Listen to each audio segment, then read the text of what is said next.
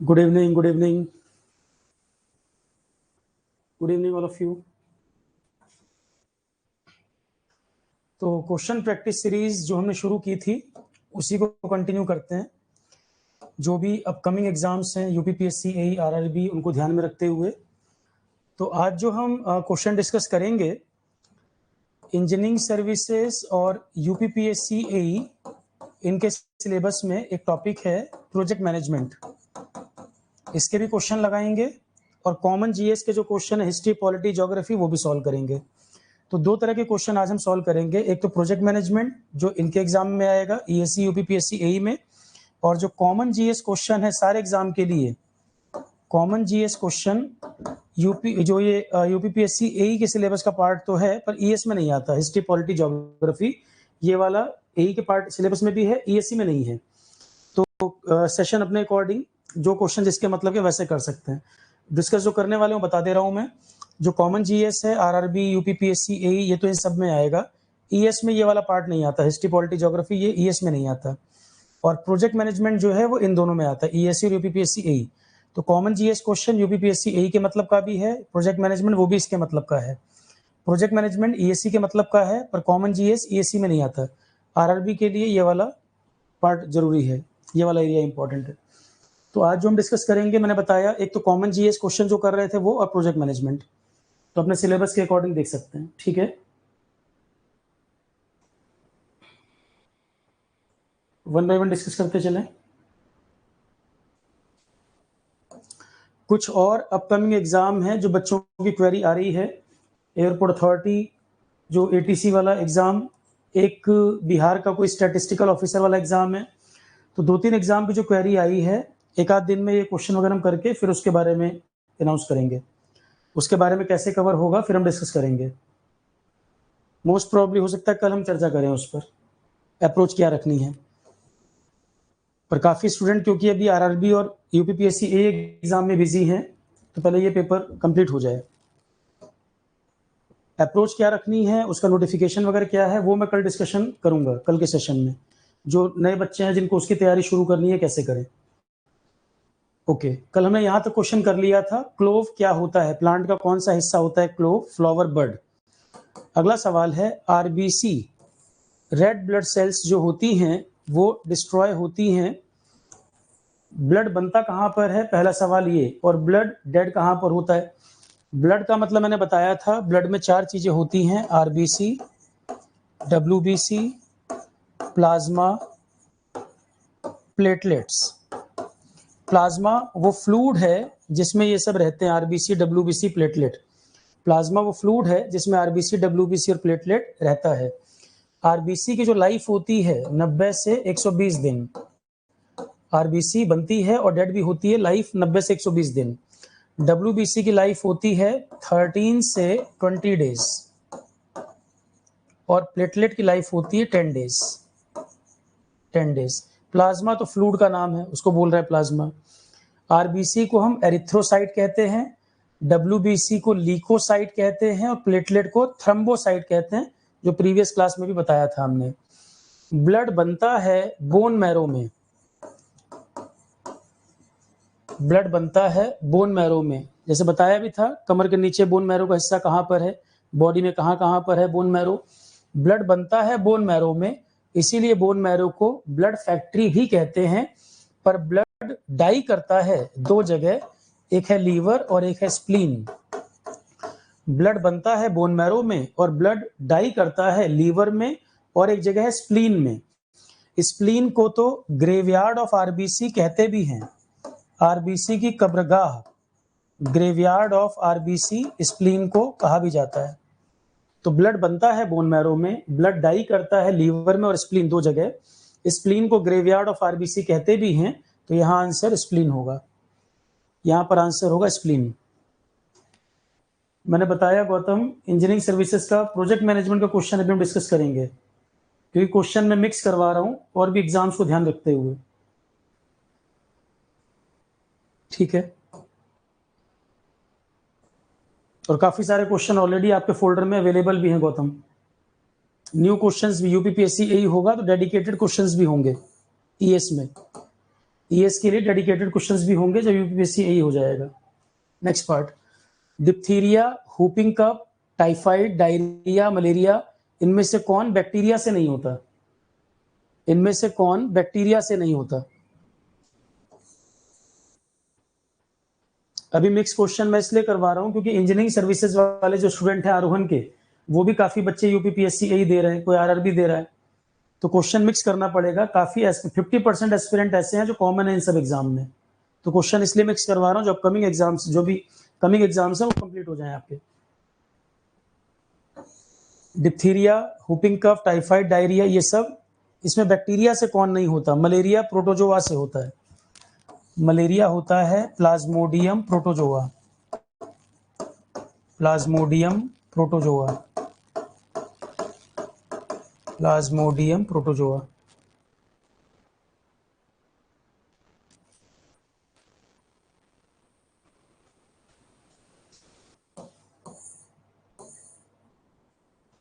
और अभी जो मैंने पेपर सॉल्व करवाए थे, डिजास्टर मैनेजमेंट, क्लाइमेट चेंज, अभी जो क्वेश्चन करवाए थे 2 और 3 डेज बैक, सेफ्टी, वो तो ईएस के लिए भी कॉमन है। Disaster management, climate change, safety के क्वेश्चन, वो जो भी हम डिस्कस किए थे वो ईएस के लिए भी कॉमन है, ईएस के सिलेबस का पार्ट है। प्रोजेक्ट मैनेजमेंट अभी डिस्कस करेंगे आज, वो भी आपका ईएस का सिलेबस से कॉमन है, तो इसलिए मैंने बताया मिक्स क्वेश्चन चलेगा। इसमें से कौन मोनोसैक्राइड नहीं है? मोनोसैक्राइड नहीं है। मोनोसैक्राइड, पॉलीसैक्राइड, मोनोसैक्राइड की लॉन्ग चेन मिलकर ही बनाती है पॉलीसैक्राइड।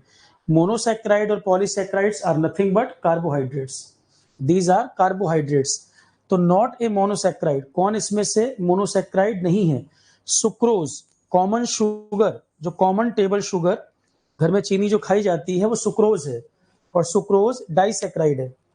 सुक्रोज जो है वो डाइसैक्राइड है, बाकी सब मोनोसैक्राइड के एग्जाम्पल है। तो मोनोसैक्राइड या polysaccharide, these are nothing but carbohydrates, और सुक्रोज जो है वो डाइसैक्राइड है, घर में जो शुगर खाई जाती है वो सुक्रोज होती है। फ्रक्टोज फ्रूट्स में पाई जाती है, फ्रूट्स में जो स्वीटनेस है that is due to fructose. Milk में है लैक्टोस, मिल्क में लैक्टोस। सुक्रोज डाइसैक्राइड होता है। एनेस्थीसिया जो दिया जाता है पेशेंट को सर्जरी से पहले, सर्जरी से पहले एनेस्थीसिया दिया जाता है कि उसको पेन वगैरह कुछ फील ना हो। तो एनेस्थीसिया जो मेडिसिन बनती है, जो एनेस्थीसिया ड्रग बनती है, वो क्या चीज से निकालते हैं? एनेस्थीसिया प्रिपरेशन का सोर्स क्या है? ओपियम, ओपियम, अफीम, ओपियम जिसको पॉपी प्लांट मिलता है, पॉपी प्लांट जिससे ओपियम मिलता है, इससे बनता है एनेस्थीसिया। पॉपी प्लांट होता है, उसी से मिलता है ओपियम, उससे बनती है एनेस्थीसिया। एनेस्थीसिया तैयार जो होता है इसी से, सर्जरी के पहले पेशेंट को दिया जाता है जिससे उसको पेन वगैरह फील ना हो। ये क्वेश्चन अभी बताया। Spleen is known as graveyard of RBC, first statement ये है। सेकंड स्टेटमेंट है life span of RBC is 90 days, क्या करेक्ट है? स्प्लीन को ग्रेवयार्ड ऑफ आरबीसी कहते हैं, ट्रू।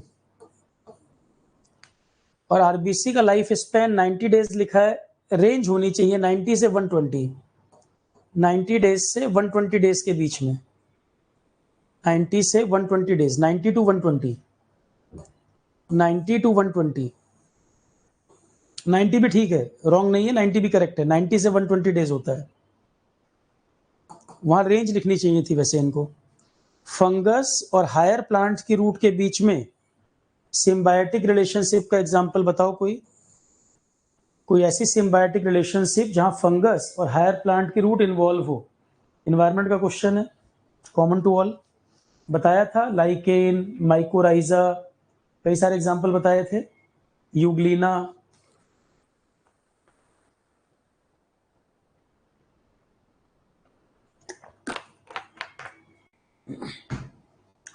तो फंगस और हायर प्लांट के बीच में सिम्बायोटिक रिलेशनशिप वाला केस है माइकोराइजा। फंगस और हायर प्लांट के बीच में रिलेशनशिप माइकोराइजा। कौन सा केस है? म्यूचुअलिज्म। केस भी कौन सा है? म्यूचुअलिज्म। हायर प्लांट की जो रूट है उस रूट में फंगस अटैच हो जाता है, फंगस अटैच हो जाता है, वो सॉइल से न्यूट्रिएंट खींच के प्लांट को देता है और उसके रिस्पॉन्स में प्लांट फंगस को फूड देता है।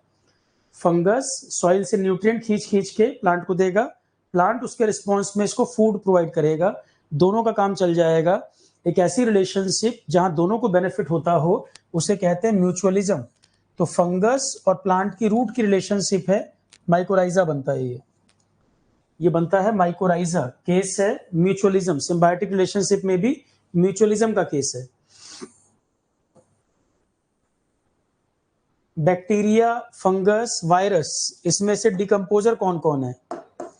बैक्टीरिया, फंगस और वायरस में से डिकम्पोजर कौन कौन है? वायरस डिकम्पोज नहीं करता, bacteria, fungus both are decomposer. Decomposer बताना है कौन कौन था। तो वायरस डिकम्पोज नहीं करता, bacteria and fungus are decomposer.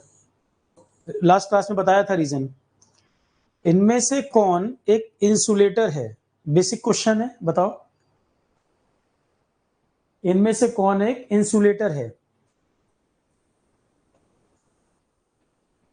Conductor जिससे करंट फ्लो करे, इंसुलेटर जो करंट फ्लो को इंटरप्ट करे।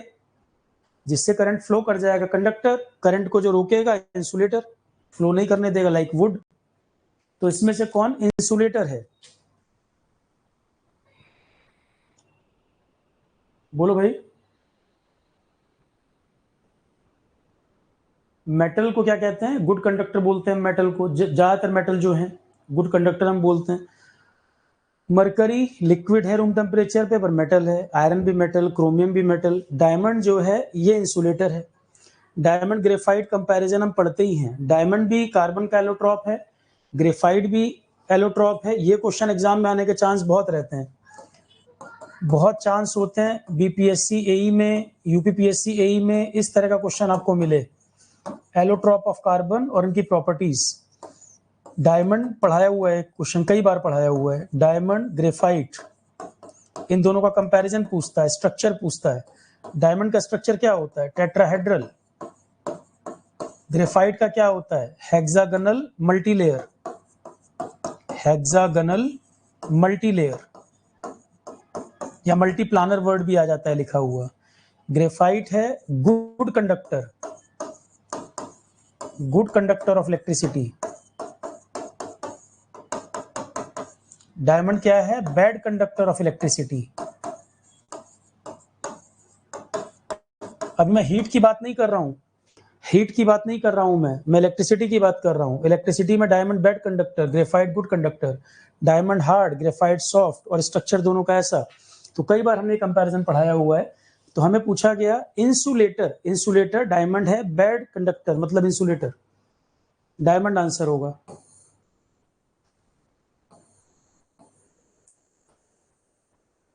एक ऐसा प्रोसेस जिसमें कोई सब्सटेंस सॉलिड से सीधे वेपर में कन्वर्ट हो जाए। जैसे कई सारे फ्रेग्रेंस वगैरह आते हैं, ओडोनिल वगैरह के फ्रेग्रेंस भी आपने देखे होंगे, या गाड़ी में फ्रेग्रेंस लगाते हैं, या कपूर एग्जांपल, कैम्फर जो होता है सॉलिड से सीधे वेपर स्टेट में कन्वर्ट हो रहा है। तो मैंने बताया था सॉलिड से लिक्विड, लिक्विड से गैस, गैस से सॉलिड, ये सारे एग्जांपल बताए थे। क्वेश्चन है सॉलिड से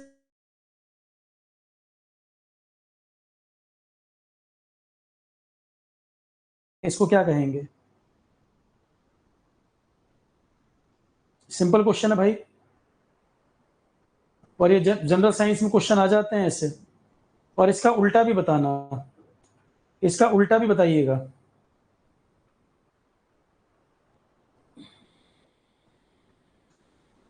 सॉलिड से वेपर में कन्वर्ट हो रहा है सब बता लेंगे, सब्लिमेशन होता है। अब मुझे उल्टा बताइए, कोई चीज वेपर से सॉलिड में उल्टा अगर कन्वर्ट हो रहा है तो, अगर इसका उल्टा प्रोसेस पूछा जाए, सॉलिड से वेपर फॉर्म में गया सब्लिमेशन, वेपर से सॉलिड में उल्टा हुआ तो,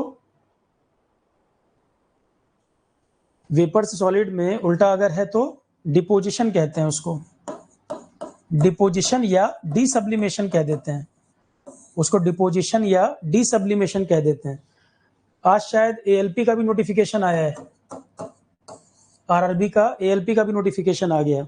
तो आरआरबी जेई वाले जो स्टूडेंट थे परेशान थे कि जेई नहीं अगर जिनका हुआ, तो अब जेई का लेवल या एएलपी इस तरह के फॉर्म जो है, सिलेबस तो उसी तरह का है, सिलेबस में कोई दिक्कत तो नहीं, सिलेबस वैसे ही है।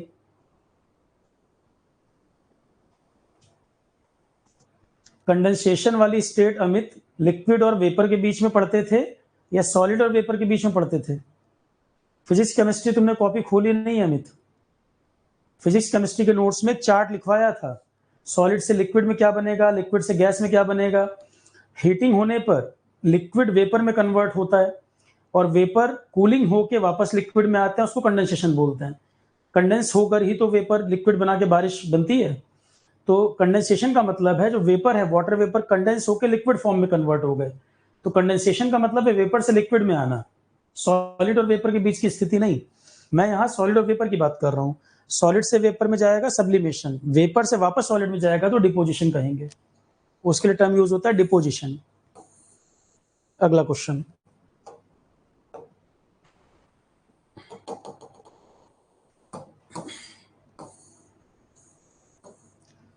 इसमें से कौन कौन वेक्टर क्वांटिटी है? कौन कौन इसमें से वेक्टर है, बोलो।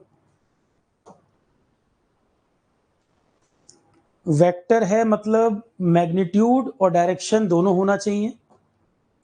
वेक्टर है मतलब मैग्नीट्यूड प्लस डायरेक्शन दोनों होना चाहिए, magnitude as well as direction, तभी तो वेक्टर कहोगे। वर्क जो होता है, वर्क और एनर्जी दोनों की यूनिट क्या है? जूल। वर्क की एनर्जी भी जूल और एनर्जी की भी यूनिट भी जूल। वर्क बराबर इन जनरल जो आप पढ़ते हैं क्या पढ़ते हैं? Force into displacement, force into displacement. तो वर्क जो है यहाँ मैग्नीट्यूड है, डायरेक्शन इन्वॉल्व नहीं है।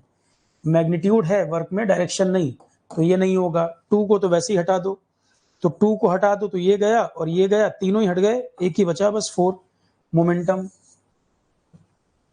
एक को हटाते ही अपने आप ही एलिमिनेट हो गया, एक ही आंसर बचा momentum, 4 number B. Electronegativity periodic table में आपने जितने एलिमेंट पढ़े हैं उसमें सबसे ज्यादा और सबसे कम इलेक्ट्रोनेगेटिव सब्सटेंस बताइए। सबसे ज्यादा और सबसे कम इलेक्ट्रोनेगेटिव कौन होता है? सिंपल क्वेश्चन है।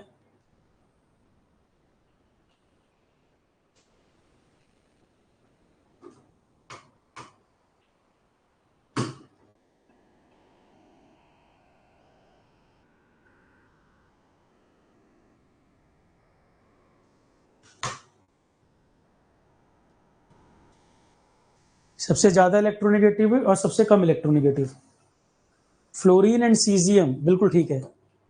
Fluorine and caesium, correct. Fluorine and caesium.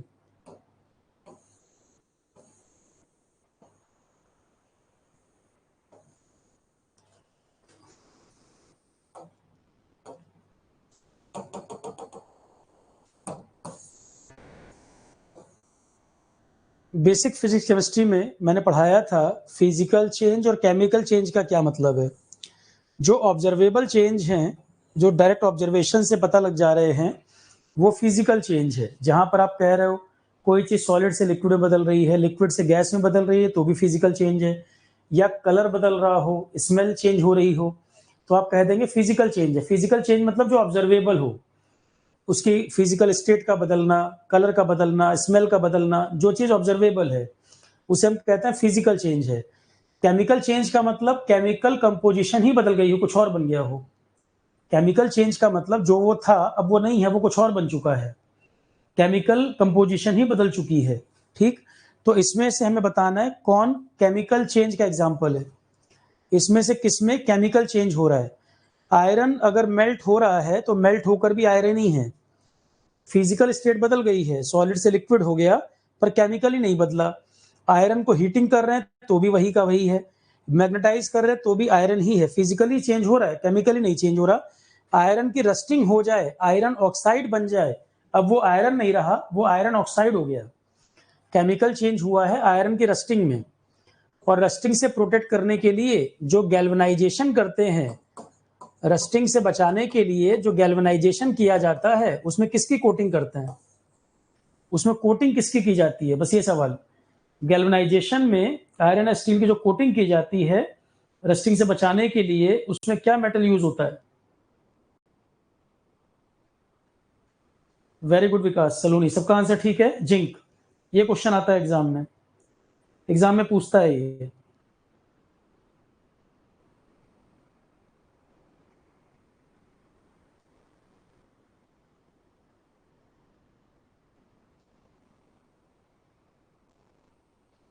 लिख लो इसको। इसमें गैल्वेनाइजेशन में यूज होता है जिंक। ये क्वेश्चन आता है, कौन सा मेटल गैल्वेनाइजेशन में यूज किया जाता है?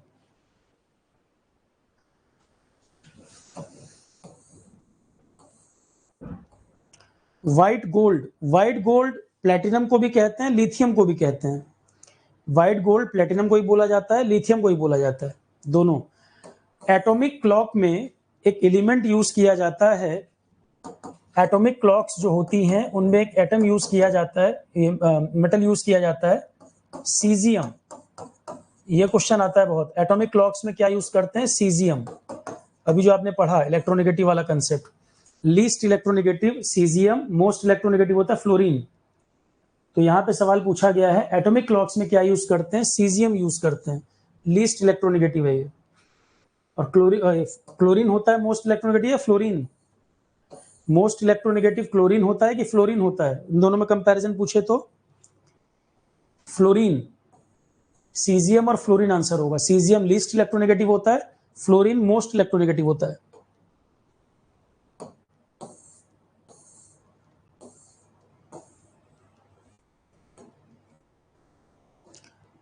स्ट्रॉन्ग इलेक्ट्रोलाइट के बारे में क्या बात सही है?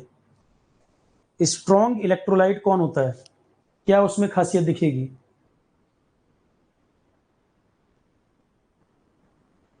Strong electrolyte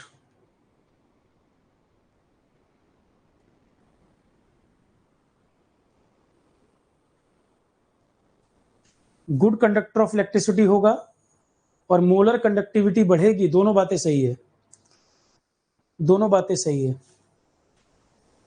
both A and B answer होगा। अच्छा इलेक्ट्रोलाइट वो है जिसमें एक अच्छा कंडक्टर भी हो इलेक्ट्रिसिटी का और कंडक्टिविटी बढ़े स्लोली विद डाइल्यूशन। डाइल्यूट करते जाएंगे, मोलर कंडक्टिविटी बढ़ेगी।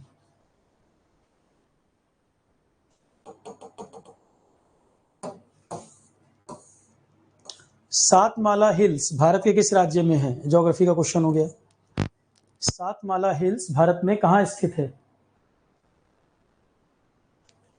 सातमाला हिल्स स्टेट बताना है। सभी का आंसर ठीक है, नासिक महाराष्ट्र। नासिक महाराष्ट्र। इनमें से कौन सी रिवर है जो साउथ से नॉर्थ की तरफ बहती है? मतलब जिस रिवर का फ्लो साउथ से नॉर्थ की तरफ है, मतलब ऊपर की तरफ जाती हो, ऐसे कौन सी रिवर है जो नॉर्थ की तरफ फ्लो कर रही है? महानदी ईस्ट की तरफ, कावेरी ईस्ट की तरफ, कृष्णा ईस्ट की तरफ, सोन नदी अमरकंटक से आती है। सोन नदी अमरकंटक, अमरकंटक से निकलती है नर्मदा, वो वेस्ट की तरफ चली जाती है। मध्य प्रदेश में है ना अमरकंटक, अमरकंटक मध्य प्रदेश, वहां से निकलती है नर्मदा, वेस्ट की तरफ जाती है। सोन यहां से निकलती है, नॉर्थ की तरफ चली जाती है। आगे जाके सोन गंगा में मिलती है, आगे जाके गंगा में मिलती है सोन। और एग्जैक्ट अमरकंटक से नहीं, कुछ दूरी से निकलती है महानदी। एग्जैक्ट अमरकंटक से नहीं, कुछ दूरी से निकलती है महानदी। तो सोन रिवर गंगा की ट्रिब्यूटरी है या नहीं है, ये सवाल बताओ। सोन जाती है नॉर्थ की तरफ, सोन गंगा की ट्रिब्यूटरी है या नहीं है?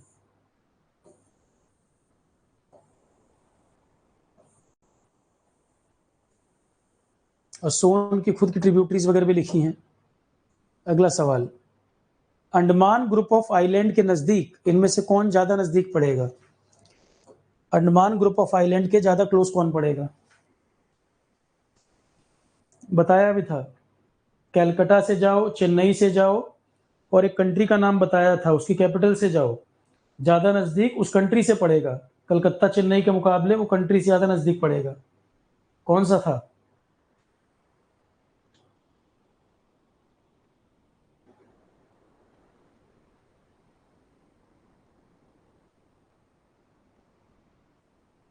म्यांमार, म्यांमार,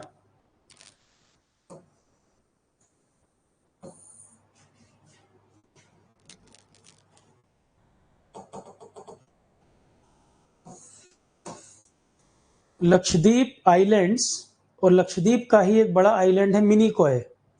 लक्षद्वीप को उसके मिनिकॉय आइलैंड से कौन से लैटिट्यूड सेपरेट करता है?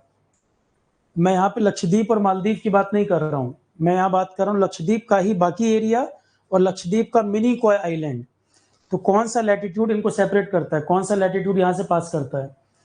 10 डिग्री तो अंडमान निकोबार के बीच है, बताया था। 8 डिग्री और 9 डिग्री में से आंसर होगा कौन सा वाला है बताओ? लक्षद्वीप और मालदीव के बीच में एक आंसर होगा और लक्षद्वीप और मिनिकॉय के बीच में एक आंसर होगा। तीनों बताए थे, 8 डिग्री, 9 डिग्री, 10 डिग्री। 10 डिग्री है अंडमान निकोबार के बीच, 8 डिग्री लक्षद्वीप मालदीव, 9 डिग्री लक्षद्वीप और मिनिकॉय। मिनिकॉय लक्षद्वीप का ही आइलैंड है। 9 डिग्री चैनल, ममाला चैनल के नाम से भी जाना जाता है। 9 डिग्री लैटिट्यूड है जो इन दोनों को अलग कर रहा है। 8 डिग्री लक्षद्वीप मालदीव के बीच है, 9 डिग्री लक्षद्वीप और उसी के मिनिकॉय के बीच है। मिनिकॉय बड़ा आइलैंड है वहां का, और 8 डिग्री है लक्षद्वीप और मालदीव के बीच। अमरावती, भवानी, हेमावती, काबिनी, बताया था मैंने। ये कई सारी रिवर में जो ये टी वर्ड आ रहा है, ये भवानी, हेमावती, किसके ट्रिब्यूटरी हैं? ये सब किस नदी के ट्रिब्यूटरी हैं? Amaravati, Bhavani, Hemavati, Kabini are tributaries of which of the following river? ये सभी ट्रिब्यूटरी हैं कावेरी की, ये सभी ट्रिब्यूटरी हैं कावेरी की। इसमें से कौन एक नॉन रिन्यूएबल एनर्जी सोर्स है? नॉन रिन्यूएबल, अब इससे आसान क्वेश्चन क्या होगा? नॉन रिन्यूएबल एनर्जी सोर्स, कोयला। नॉन रिन्यूएबल क्या है? कोयला। बाकी सब रिन्यूएबल है, वाटर, विंड, सोलर, रिन्यूएबल।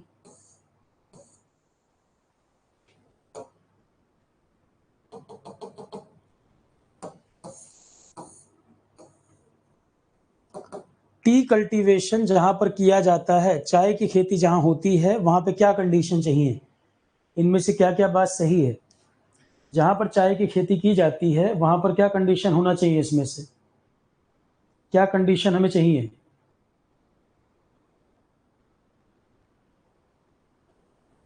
बोलो। टी कल्टीवेशन ट्रॉपिकल सब ट्रॉपिकल क्लाइमेट में होता है। अपने यहाँ एग्जाम्पल के लिए नॉर्थ ईस्ट देख लो, ट्रॉपिकल सब ट्रॉपिकल क्लाइमेट होना चाहिए। वहां पे 150 से 250 सेंटीमीटर रेनफॉल होनी चाहिए और सॉइल में गुड अमाउंट ऑफ लाइम होना चाहिए। लाइम होता है एल्कलाइन, बेसिक होता है, बेसिक एल्कलाइन, जबकि यहाँ पे सॉइल एल्कलिक नहीं, मतलब एल्कलाइन वाली नहीं होनी चाहिए, बेसिक नहीं होनी चाहिए, एसिडिक होनी चाहिए। टी कल्टीवेशन जहां पर किया जाता है वह एसिडिक सॉइल चाहिए होती है, लाइम नहीं। वहां चाहिए एसिडिक सॉइल, एसिडिक सॉइल। तो लाइम नहीं होगा, एसिडिक सॉइल, ये सही है। ट्रॉपिकल सब ट्रॉपिकल क्लाइमेट, 150-250 सेंटीमीटर बारिश और एसिडिक सॉइल होनी चाहिए। तो थर्ड आंसर नहीं होगा, 1 एंड 2 आंसर होगा, 1 एंड 2। इंडिया में सबसे बड़े ट्राइब कौन है? इन दोनों में कंपैरिजन कर लो पॉपुलेशन का, कहीं आंसर आपको मिलेगा भील, कहीं मिलेगा गोंड। इन दोनों में कंपैरिजन, इनकी पॉपुलेशन अभी कितनी है एक बार मैच कर लो, दोनों देख लो, भील और गोंड्स में से।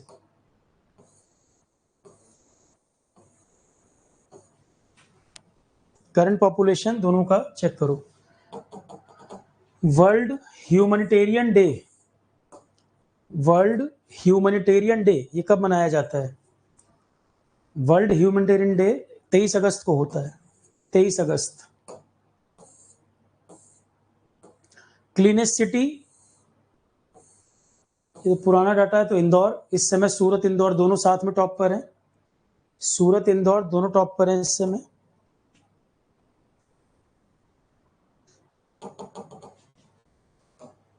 ये पुराना क्वेश्चन आईपीएल का, ये नहीं मतलब का है, ये क्वेश्चन देखो, ये बहुत आता है। तुर्की की लोकेशन कहां पर है, कहां पर स्थित है? तुर्की कहां पर स्थित है? यूपीपीएससी के बारे में क्या बताना है ईश्वर सिंह? सब हो तो गया, उसमें क्या बताना है, और पढ़ो और ज्यादा से ज्यादा क्वेश्चन लगाओ, और क्या बताना है यूपीएससी का।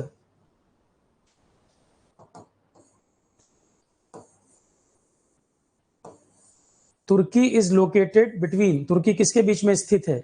एक तरफ है ब्लैक सी, एक तरफ है भूमध्य सागर, एशिया यूरोप दोनों में लाई करता है। तुर्की जो है एशिया यूरोप दोनों में लाई करता है, उसके एक तरफ ब्लैक सी, एक तरफ भूमध्य सागर पड़ता है। इसकी जो एक इंपॉर्टेंट कैपिटल तो तुर्की की अंकारा है, पर इसका एक important city Istanbul Asia Europe के बाउंड्री पर स्थित है।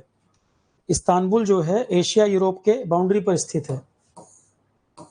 कैपिटल इस्तांबुल नहीं है, पर कैपिटल है अंकारा। एक ये सवाल बताओ पॉलिटी का, नो कॉन्फिडेंस मोशन के बारे में correct statement. No confidence motion के बारे में क्या बात सही है? ईश्वर सिंह, स्ट्रेटेजी अब केवल ये होनी चाहिए, ज्यादा से ज्यादा क्वेश्चन और रिवीजन। टाइम डिवाइड कर लो, 70% टाइम क्वेश्चन, 30% रिवीजन, ऐसा कर लो। चाहे जितना पढ़ रखा है रिवीजन क्वेश्चन यही करना है, अब और कुछ नई चीज पे दिमाग मत लगाओ।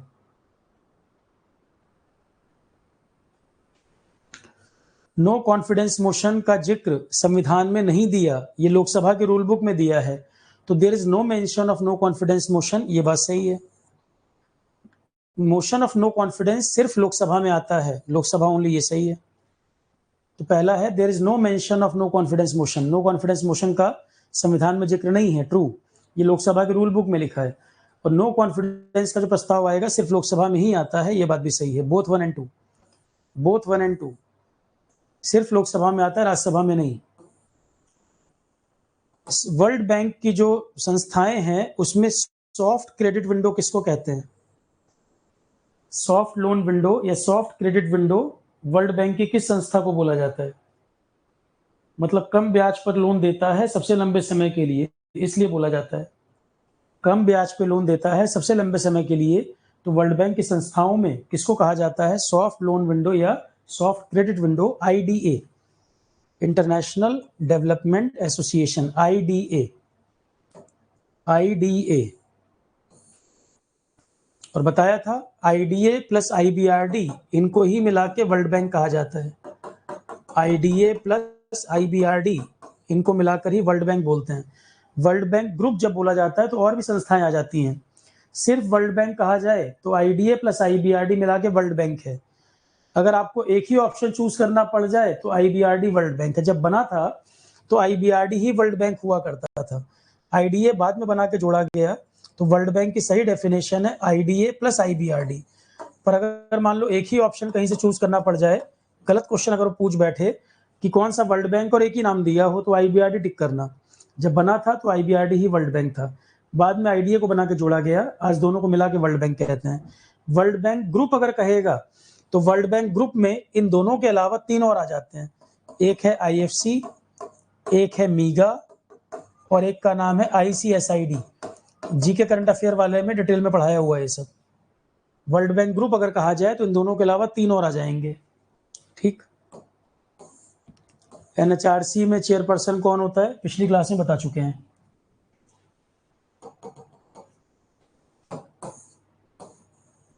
इनमें से कौन फंडामेंटल राइट नहीं है? Not fundamental right. डीपीएसपी पे एक क्वेश्चन तो आना ही आना है, 1 से 2 क्वेश्चन पक्का पूछेगा। खासकर तो आर्टिकल 21 पूछता है, right to education. Article 21 right to education, ये बहुत आता है एग्जाम में। बोलो नॉट द फंडामेंटल, नॉट। तो फंडामेंटल राइट इसमें से कौन है वो पता कर लो, फिर उल्टा वाला बता दो नॉट। भाई ये फंडामेंटल राइट है कि नहीं, और ये भी फंडामेंटल राइट है 1 और 2, ये कह रहा है जो नहीं है वो बताओ। नहीं है 3 और 4। फंडामेंटल राइट कौन नहीं है? राइट टू इक्वलिटी है, आर्टिकल 14 से 18 पढ़ते हैं। Right to freedom of religion भी है, 19 से 22 आर्टिकल जो पढ़ते हैं। और फ्रीडम ऑफ रिलीजन लास्ट में भी दे 19 से 22 के बीच में हर किसी को अपने फ्रीडम की आज़ादी, हर कोई अपने फ्रीडम की आज़ादी। और लास्ट में 29-30 में अपने इंस्टीट्यूशन वगैरह बना सकते हैं, लास्ट में पढ़े हुए हैं। तो right to freedom of religion article 19, article 19 में ये पढ़ा हुआ है आपने रिलीजन वाला। तो right to equality, right to freedom of religion, दोनों ही फंडामेंटल राइट है। हमें नॉट बताना है ये। अब इस पर डिटेल में नहीं जा रहा हूँ, बहुत डिटेल में पॉलिटी में पढ़ा हुआ है सब। ये पॉलिटी में काफी डिटेल में पढ़ाए हुए हैं। आर्टिकल 14 से 18, 19 से 22, 23-24 फिर अलग है। फिर 25, 26, 27, 28 एक साथ पढ़े हो, फिर लास्ट में 29, 30। मिशन इंद्रधनुष, मिशन इंद्रधनुष क्या पर्पस है? अब जीएस देखो फिर कितना इंपॉर्टेंट हो गया, अभी बैक टू बैक अब कई फॉर्म जो निकल रहे हैं। अभी एएलपी आरआरबी वाला जीएस जो है एएलपी में पूरा पूरा काम आएगा। अब यूपीपीएससी फ्री भी हो जाओगे, जो जीएस है एएलपी में फिर आएगा। फिर अभी एक बिहार का जो फॉर्म आया वो स्टैटिस्टिक्स वाला, वहां पर भी जीएस कॉमन रहेगा। तो टाइम निकाल के जो सब्जेक्ट नहीं हो पाए हैं उनको पेपर हो जाएगा, ढंग से पढ़ लेना। अब जैसे जीके एंड करंट अफेयर नहीं पढ़ पाए होंगे, अभी आज ही कल में कोई पेपर हुए थे, करंट अफेयर जितना पढ़ाया हुआ है कई क्वेश्चन एज इट इज आए। अभी आज ही कल में कोई पेपर हुआ है जहां तक बच्चे बता रहे थे करंट अफेयर काफी क्वेश्चन फंसे, और अभी जल्दी पढ़ाया था मैंने। जो टाइम की वजह से अगर कोई सब्जेक्ट नहीं हो पाया है तो पेपर हो जाए ये वाला, तो वो सब्जेक्ट कवर कर लेना। फिर क्योंकि 2-4 महीने बाद पेपर दोगे फिर वो चीजें काम आएंगी, क्योंकि सब्जेक्ट छूट जाएगा तो फिर आगे दिक्कत करेगा। Immunisation of children and pregnant women, बिल्कुल ठीक है। मिशन इंद्रधनुष।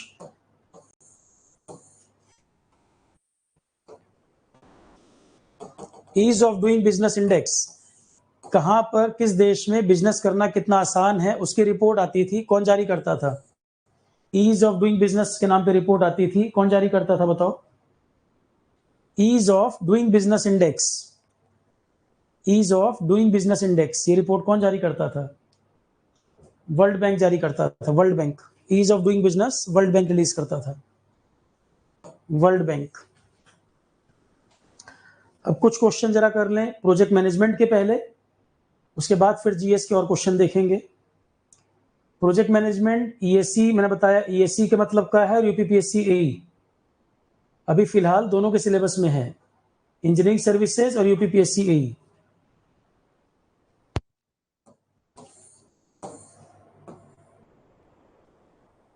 देखो ये क्वेश्चन है, the entire process of A project may be considered to be made up on number of sub process placed in different stage। इसे क्या बोलेंगे? The entire process of a project may be considered to be made up, ये कह रहा है कि एक project जो पूरा प्रोसेस है वो कई सारे स्टेप से मिलके बना है। एक पूरे प्रोजेक्ट के अंदर छोटे छोटे बहुत सारे काम हैं, ये ऐसा कहना चाह रहा है। तो the entire process of a project may be considered to be made up of number of sub process. एक बड़े प्रोजेक्ट में कई सारे सब वर्क हैं, सब प्रोसेस हैं, तो उसको बोलते हैं work breakdown structure, WBS। Work breakdown structure WBS बोलेंगे। तो एक बड़े प्रोजेक्ट में कई सारे छोटे छोटे टास्क हैं, उसमें उसको डिवाइड कर दिया जाता है, टीमें बना दी जाती हैं, हर टीम को एक काम असाइन कर दिया जाता है। भाई एक ही टीम सारे काम थोड़ी करेगी, एक प्रोजेक्ट के अंदर बहुत सारे काम है, तो उसको वर्क्स में डिवाइड कर दिया जाएगा, अलग अलग काम टीम बना दी जाएगी, काम को डिवाइड कर दिया जाएगा, हर टीम को एक वर्क दे दिया जाएगा और एक टीम मैनेजर बैठा दिया जाएगा कि भाई टाइम पे पूरा करा लो। जब वो अपना अपना काम सारे डिपार्टमेंट पूरा कर लेंगे, प्रोजेक्ट पूरा हो जाएगा। मैट्रिक्स हमने पढ़ा था। स्पेशलाइजेशन, इसमें से कौन से वाले स्ट्रक्चर में स्पेशलाइजेशन होता है? हमने ऑर्गेनाइजेशन के स्ट्रक्चर में जो चीजें पढ़ी थी उसमें एक्सपर्टीज स्पेशलाइजेशन वाला कहां पर आता है, कि जो आपने काम डिवाइड किए हैं अलग अलग टीम को, वो अपने अपने काम के एक्सपर्ट लोग हैं। हर कोई सबके काम में टांग नहीं अड़ा रहा, एक्सपर्ट लोग हैं, अपने अपने काम में फोकस कर रहे हैं, एक्सपर्ट लोग हैं, अपने अपने काम में फोकस कर रहे हैं। तो ऑर्गेनाइजेशन के स्ट्रक्चर में स्पेशलाइजेशन जो फीचर है वो किस में आएगा?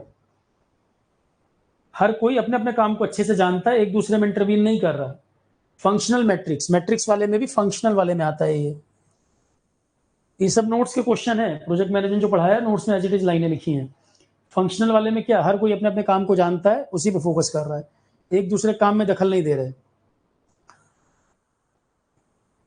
PERT in project management means program evaluation and, यहां पे क्या वर्ड आएगा? ऑप्शन की भी जरूरत नहीं, ऑप्शन भी नहीं दे रहे हैं। PERT जो होता है उसके फुल फॉर्म पूछना है, प्रोग्राम इवोल्यूशन एंड फुल ये फिल इन द ब्लैंक और टेक्निक वर्ड क्या लिखे यहाँ पर? कई बार तो लोग इसमें घूमते रहते हैं, पी से प्रोग्राम होगा कि प्रोजेक्ट होगा? प्रोग्राम होगा, program, program evaluation and review technique. Program evaluation and review technique, review word आएगा ना, program evaluation and review technique.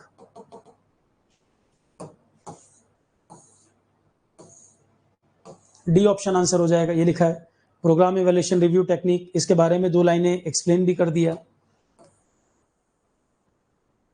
Project जैसे जैसे आगे बढ़ता जाता है, रिस्क यूजुअली क्या होने लगेगा? प्रोजेक्ट जैसे जैसे प्रोग्रेस करता जाता है, आगे बढ़ता जाता है, रिस्क पर क्या इंपैक्ट पड़ेगा? अभी जो क्वेश्चन करवा रहा हूं ये प्रोजेक्ट मैनेजमेंट के, फिर जीएस के क्वेश्चन फिर अभी देखेंगे इसको कंप्लीट करने के बाद। प्रोजेक्ट जैसे जैसे बढ़ता जाएगा, रिस्क क्या होने लगेगा? इंक्रीज। आपने पेपर पे एक प्लानिंग कर ली कि मैं एक प्रोजेक्ट बनाऊंगा, और पेपर पे जो प्लानिंग की, जब उसको रियल में इंप्लीमेंट करने लगे तो कुछ दिक्कतें आई, पर जैसे जैसे प्रोजेक्ट आगे बढ़ता गया तो जो अनसर्टेनिटीज थी वो आप ठीक करते चले गए, और फाइनल होते होते, प्रोजेक्ट कंप्लीट होते होते वो सारी चीजें दूर हो गई। तो प्रोजेक्ट जैसे जैसे आगे बढ़ेगा, रिस्क बढ़ेगा नहीं घटेगा। स्टार्टिंग में आपको प्रॉब्लम ज्यादा महसूस होगी क्योंकि आपने पेपर पे प्लान तो कर लिया पर अभी वो रियलाइज नहीं हुई चीजें।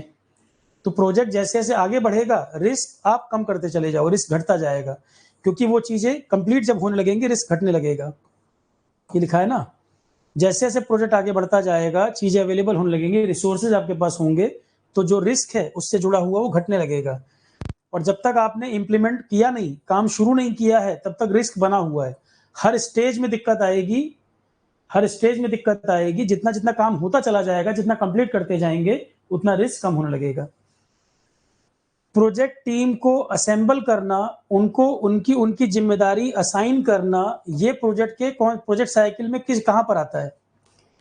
प्रोजेक्ट टीम को असेंबल करना और उनकी रिस्पॉन्सिबिलिटी असाइन करना, ये किस स्टेट में आएगा? प्रोजेक्ट एग्जीक्यूशन के टाइम पर होगा क्या? ये एग्जीक्यूशन तो मतलब काम शुरू हो चुका है तब थोड़ी। टीम को असेंबल करना और उनकी रिस्पॉन्सिबिलिटी असाइन करना, ये प्रोजेक्ट में किस स्टेज में होगा? ईश्वर कह रहे हैं एग्जीक्यूशन में। यही सब उल्टा पुल्टा पढ़ रखे हो, एग्जीक्यूशन में होगा मतलब काम शुरू हो चुका है, काम रनिंग है, तब जाके रिस्पॉन्सिबिलिटी असाइन करोगे कि शुरुआत नहीं करोगे? काम को शुरू होने से पहले ही करोगे, इनिशिएशन स्टार्टिंग में ही करोगे ना, ये कि वर्क होगा तब उससे मैं असाइन करने जाओगे। टीम असेंबल करना और रिस्पॉन्सिबिलिटी असाइन करना इनिशिएशन प्रोसेस का, इनिशिएशन फेज का पार्ट है। और छोटे छोटे क्वेश्चन ही आएंगे, बहुत टफ क्वेश्चन नहीं पूछेगा। इसी तरह के क्वेश्चन दिखेंगे आपको, सिंगल लाइनर। इसमें से कौन टेंजिबल एलिमेंट नहीं है? एक होता है इनटेंजिबल, एक होता है टेंजिबल। इनटेंजिबल का मतलब जिसको हम छू के देख नहीं सकते, इनटेंजिबल। या जो समझ लो हिडन, जिसपे सीधे सीधे दिमाग नहीं जा रहा, इनटेंजिबल। टेंजिबल एक तरह से डायरेक्ट एलिमेंट्स हैं, डायरेक्ट चीजें जिन पे फोकस हो रहा है। इनटेंजिबल टेंजिबल है जिस पर जो डायरेक्ट कनेक्ट कर रहा है। जैसे टेंजिबल एलिमेंट में लेबर हो गई, रॉ मटेरियल हो गया, ये सब टेंजिबल एलिमेंट है प्रोजेक्ट के। प्रोजेक्ट के टेंजिबल एलिमेंट हैं जो सीधे सीधे कनेक्ट कर रहे हैं। लेबर, या आप कहोगे raw material, equipment, tools, machine, ये डायरेक्ट एलिमेंट सारे, ये टेंजिबल हैं। इनटेंजिबल हैं जैसे कि ट्रेडमार्क, पेटेंट, ये सब। ट्रेडमार्क, पेटेंट, ये सब जो है ये इनटेंजिबल एलिमेंट्स हैं। तो ट्रेडमार्क आंसर हो जाएगा, एक्सप्लेन भी कर दिया यहां पर। प्रोजेक्ट साइकिल में करेक्ट सीक्वेंस बताइए। प्रोजेक्ट की लाइफ साइकिल में करेक्ट सीक्वेंस, पहले कौन आएगा फिर कौन आएगा, बोलो क्या क्वेश्चन है अभिषेक? 1 मिनट।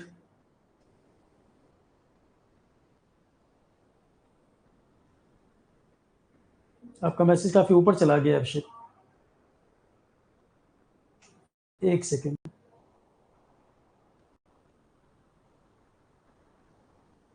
मुझे ये टर्म दिख रहा है, प्लीज रिप्लाई आपने लिखा है, फिर से पोस्ट करिए क्वेश्चन अभिषेक, फिर से कॉपी पेस्ट कर दो अपना कमेंट, वो काफी ऊपर स्क्रॉल होता चला जा रहा है।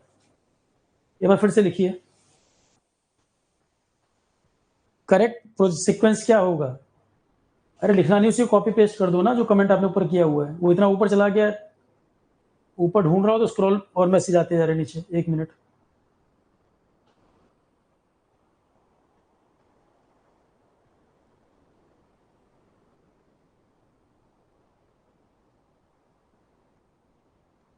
हाँ, ये कह रहे हो higher the satellite orbit slower it move, speed should be increase because, अरे स्पीड कैसे और बढ़ जाएगी? अर्थ के जितना नजदीक रहोगे स्पीड उतनी ज्यादा रहेगी, अर्थ की ग्रेविटी कारण। मून अर्थ का चक्कर लगा रहा है, वो भी ग्रेविटी की वजह से हो रहा है। हम सन का चक्कर लगा रहे हैं, वो भी ग्रेविटी से हो रहा है। तो जो लोअर ऑर्बिट होती है उनमें स्पीड ज्यादा रहती है। अर्थ के नजदीक रहोगे तो ग्रेविटेशनल इफेक्ट के कारण स्पीड ज्यादा मिलेगी, दूर जाओगे तो कम होती जाएगी। तो इसमें क्या दिक्कत है? मून हमारा चक्कर लगा रहा है, वही लॉजिक लगा लो। करेक्ट प्रोजेक्ट साइकिल, सबसे पहले इनिशिएशन, फिर प्लानिंग, फिर एग्जीक्यूशन, फिर क्लोजिंग, यही होगा C. Initiation, planning, execution, closing. अरे यार आपने पढ़ा नहीं है क्या अभिषेक? ये कैसा क्वेश्चन पूछ रहे हो? सैटेलाइट ऊपर भेजना है ना, क्वेश्चन क्या है इसमें आपका? डिटेल में पढ़ाया हुआ है। 3 ऑर्बिट होती हैं, लियो, मियो, जियो। लियो ऑर्बिट में जो आप प्लेस करते हैं अलग तरह की सैटेलाइट बहुत तरह की होती हैं। वेदर वाली अलग ऑर्बिट में होगी, रिसर्च वाली अलग ऑर्बिट में होगी। तो किस तरह की सैटेलाइट भेज रहे हो उसके अकॉर्डिंग डिसाइड होता है। साइंस टेक में भी बताया हुआ है, आईसीटी में भी बताया हुआ है। तो अलग अलग ऑर्बिट है, किस तरह की सैटेलाइट भेजना है वो डिपेंड करेगा आप सैटेलाइट किस नेचर का भेज रहे हो, क्या चीज भेज रहे हो, उस तरह की ऑर्बिट में भेजोगे। वेदर वाला होगा, कम्युनिकेशन वगैरह, तो आप भेजोगे जियो में, ऊपर वाले में। रिसर्च सैटेलाइट होगा, लियो में भेजोगे। एग्जाम्पल भी दिए थे, जीपीएस वगैरह बताए भी थे मैंने। आंसर मैं बता तो रहा हूँ, लोअर ऑर्बिट में स्पीड ज्यादा रहती है, ऊपर ऑर्बिट में कम रहती है। अब इसमें डाउट क्या है तुमको? लोअर ऑर्बिट में स्पीड ज्यादा, ऊपर ऑर्बिट में कम। कारण है अर्थ का ग्रेविटेशनल इफेक्ट। जितना दूर जाते जाओगे उतना स्पीड कम होगी ऑर्बिट में। The strategy use to correct resources misuse ना होने पाए, उनका वेस्टेज ना होने पाए, उनका सही एलोकेशन हो। The strategy use to correct resources over allocation by balancing demand and supply. Resources की कितनी डिमांड है, कितनी सप्लाई हो, वेस्टेज ना हो, सही एलोकेशन हो, इसे क्या बोलते हैं? इसे क्या कहा जाएगा? जो भी हमारे पास रिसोर्सेज हैं उनका सही एलोकेशन किया जाए डिमांड सप्लाई के अकॉर्डिंग, रिसोर्स लेवलिंग इसे कहते हैं। Resource levelling, demand supply balance बना रहे, लेवलिंग शब्द आएगा इसके लिए।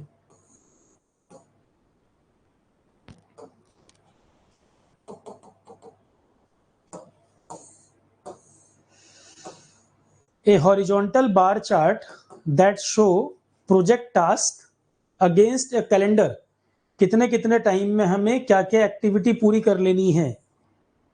प्रोजेक्ट टास्क अगेंस्ट कैलेंडर, मतलब कैलेंडर किस किस डेट को हमें क्या क्या प्रोजेक्ट के माइलस्टोन पूरे कर लेने हैं। तो ये जो हॉरिजॉन्टल बार चार्ट है उसको क्या कहते हैं? इसमें कौन सा एक हॉरिजॉन्टल बार चार्ट होता है जो टाइम के अकॉर्डिंग हमें क्या क्या एक्टिविटी पूरी कर लेनी है, कौन कौन सी क्रूशियल स्टेजेस हैं प्रोजेक्ट की जो इतने इतने टाइम में हम कंप्लीट करते चले, इतने माइलस्टोन हमें इतने टाइम में पूरे कर लेने हैं। पढ़ाया हुआ है भाई गैंट चार्ट। गैंट चार्ट बिल्कुल सही है। तो अच्छे आंसर कर तो रहे हो तुम लोग यार, तैयारी ठीक है, बिना मतलब परेशान हो। एक क्वेश्चन ये बता दो, while assessing your project process you have identified some uncontrolled variation. Project process का असेसमेंट करते समय हमें कुछ चीजें ऐसी पता लग रही हैं जो अनकंट्रोल्ड प्रोसेस वेरिएशन, जिसपे हमारा कमांड नहीं है, सही नहीं हो पा रहा। तो कौन से चार्ट से हमें ये पता लगता है?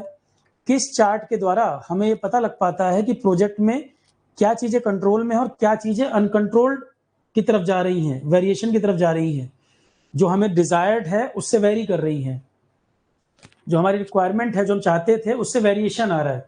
तो कंट्रोल चार्ट हमें ये चीज बताएगा भाई प्रोजेक्ट में क्या चीजें कंट्रोल में है, क्या चीजें रिसोर्सेज हमारे पास कितने कितने टाइम में क्या पूरा किया और क्या चीज वेरी कर रही है। कंट्रोल चार्ट ही तो ये सब जानकारी देगा आपको। ये जानकारी हमें मिलेगी कंट्रोल चार्ट से। Risk must be considered in the phase and weight against the potential benefit of the project success. Risk वगैरह का जो एनालिसिस है वो किस फेज में हो जाना चाहिए, against the potential benefit of the project success in order to decide if the project should be chosen. किसी प्रोजेक्ट को सेलेक्ट करते टाइम ही हमें ये अंदाजा लगाना चाहिए कि क्या क्या रिस्क इन्वॉल्व होंगे और प्रोजेक्ट आगे बढ़ेगा, क्या क्या चांस किस चीज के होंगे, इनिशिएशन ही होना चाहिए, शुरुआत में ही करोगे ये काम। तो प्रोजेक्ट आप कुछ लगाने जा रहे हो, उसका रिस्क एनालिसिस शुरू में ही तो करोगे, या पूरा पैसा लगाने के बाद इंप्लीमेंट करने के बाद तब करने जाओगे? रिस्क एनालिसिस शुरू में तो कर लोगे, मैं ये प्रोजेक्ट लगाऊं, क्या फायदा क्या नुकसान, ये हिसाब किताब शुरू में तो लगाओगे। Due to the rapid expansion of your company, your boss decide to establish a project management office due to the rapid expansion of your company। अब पढ़ो, due to the rapid expansion of a company, company बहुत grow कर गई, आपके boss ने decide किया कि एक प्रोजेक्ट मैनेजमेंट ऑफिस स्टैब्लिश कर दिया जाए, और आपको कहा कि आप लीड लोगे, आप मैनेज करोगे, लीड आप लोगे, जो डिसीजन यहाँ करना है। According to project management guide to the ideal project management office you can do with which of the following.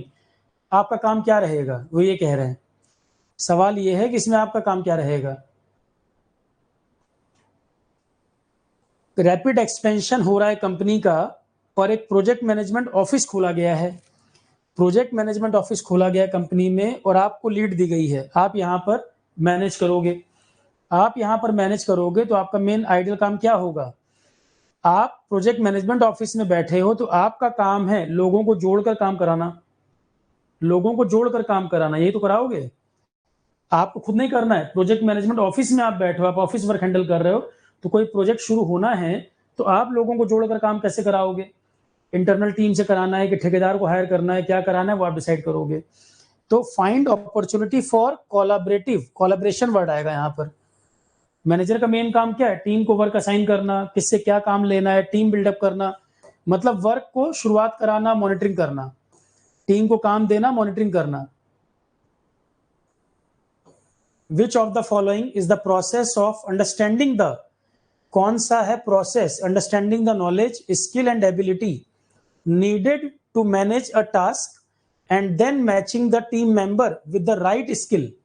सही पर्सन को सही काम असाइन करना है। देखो, जो टीम से आप काम लेने वाले हो, उनके लोगों के नॉलेज को समझना, किसके पास क्या स्किल है, किसकी क्या क्षमता है किसी काम को करने की, और इसको समझने के बाद लोगों को काम असाइन करना कि सही व्यक्ति सही काम के लिए चुनाव करना। दोबारा रिपीट कर रहा हूं, कोई प्रोजेक्ट आप शुरू कर रहे हैं, अब आपको काम कराना है, तो जो टीम है उसमें किसकी क्या नॉलेज है, किसकी क्या स्किल है, किस काम को मैनेज करने की किसकी क्या एबिलिटी है, ये जानने के बाद अकॉर्डिंगली टीम डिसाइड करना कि राइट स्किल के साथ किसको क्या काम दिया जाए, जिसके पास जो स्किल है उसको वो काम दिया जाए।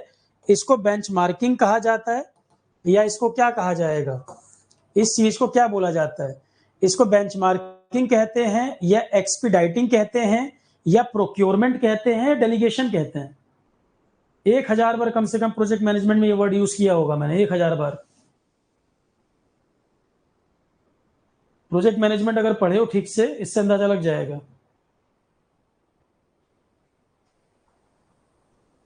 फिर से रिपीट कर रहा हूं, मेरे पास 10 लोग हैं, 10 लोगों की नॉलेज क्या है, स्किल क्या है, ये सब समझकर मैंने कुछ टीमें बना दी, टीम ए, टीम बी, टीम सी, टीम डी। किस काम के लिए कौन सी टीम परफेक्ट है, स्किल्ड लोग, नॉलेजेबल लोग, जिसको जो काम को जो कर सकता था, उन्हीं की टीमें बना दी गई, और उसके अकॉर्डिंग सबको काम असाइन कर दिया गया, कोई काम इनका, कोई काम इनका, कोई काम इनका। तो रिस्पॉन्सिबिलिटी या अथॉरिटी असाइन करना, टीम को अथॉरिटी या रिस्पॉन्सिबिलिटी असाइन करना, इसे क्या बोला जाता है। लोगों की स्किल को समझ कर उनको काम असाइन करना, इसे क्या बोलते हैं, प्रोक्योरमेंट कहते हैं। यहाँ बाजार से कोई आलू गोभी प्रोक्योर कर रहे हैं क्या हम, यहाँ मैं हायरिंग की बात कर रहा हूँ क्या। प्रोक्योरमेंट का मतलब क्या है, कोई चीज लाकर इकट्ठा कर रहे हो। एक्सपीडाइटिंग का मतलब होता है चीज को स्पीड अप करना, प्रोजेक्ट स्लो हो रहा था, आपने कोई डिसीजन लिए, ज्यादा पैसा डाला, एक्सपीडाइट कर दिया प्रोजेक्ट को। शब्दों का मतलब तो समझ लो पहले। एक्सपीडाइट का मतलब है प्रोजेक्ट स्लो हो रहा था और पैसा रिसोर्सेज लाए, स्पीड अप कर दिया। प्रोक्योरमेंट का मतलब है चीजें इकट्ठा करना, चीजें रॉ मटेरियल प्रोक्योर कर लिया, या कोविड ना हो जाए दोबारा से लेबर को इकट्ठा कर लिया, मटेरियल इकट्ठा कर लिया। डेलीगेशन, रिस्पॉन्सिबिलिटी असाइन करना, डेलीगेशन 50 बार ये वर्ड यूज हुआ है। प्रोजेक्ट मैनेजमेंट कॉपी उठाओगे, बार बार वर्ड यूज किया, डेलीगेटिंग, डेलीगेशन। डेलीगेशन में क्या होता है, प्रोजेक्ट मैनेजर रिस्पॉन्सिबिलिटी असाइन कर रहा है टीम को, और रिस्पॉन्सिबिलिटी किसको असाइन करेगा, जो जिस काम में अच्छा है उसको वो रिस्पॉन्सिबिलिटी दी जाएगी। यही शब्द एक्सप्लेन किया था 50 बार। Delegating the work, delegating, delegation मतलब रिस्पॉन्सिबिलिटी असाइन करना, और किस टीम को क्या रिस्पॉन्सिबिलिटी दी जाएगी उसकी नॉलेज और स्किल के हिसाब से दिया जाएगा। डेलीगेशन का मतलब ही यही था।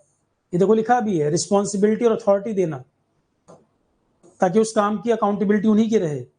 वो अपने अपने काम में एक्सपर्ट लोग हैं, उनकी अकाउंटेबिलिटी उन्हीं की रहेगी कि जब तुम एक्सपर्ट हो और ये काम तुमको दिया गया तो क्यों नहीं कर पा रहे, और एक्सपर्ट हो तो अकाउंटेबिलिटी भी तुम्हारी रहेगी, क्यों नहीं किए ठीक से। As a new project manager, ये सुनो ध्यान से, as a new project manager Karen was worried about a statement from her client, your project deliverable is in low quality with low grade. आपका जो प्रोजेक्ट आपने डिलीवर किया है low quality with low grade है, ये कहा Karen ने, जो क्लाइंट था। प्रोजेक्ट मैनेजमेंट जो गाइड बुक, उसके हिसाब से how can you help Karen distinguish the difference between quality and grade. Quality and grade में डिफरेंशिएट कैसे करेंगे, उसको आप क्या एक्सप्लेन करेंगे। आप एक नए प्रोजेक्ट मैनेजर हैं, कैरन जो है as a new project manager, Karen जो था, कैरन प्रोजेक्ट मैनेजर का नाम है। As a new project manager Karen घबराया, क्योंकि क्लाइंट ने उससे कहा कि आपका project deliverable low quality with low grade है। तो प्रोजेक्ट मैनेजमेंट बुक के हिसाब से, जो बुकलेट, उसके हिसाब से कैरन जो है वो कैसे डिफरेंशिएट करेगा क्वालिटी और ग्रेड में, क्वालिटी और ग्रेड का क्या अंतर करेगा।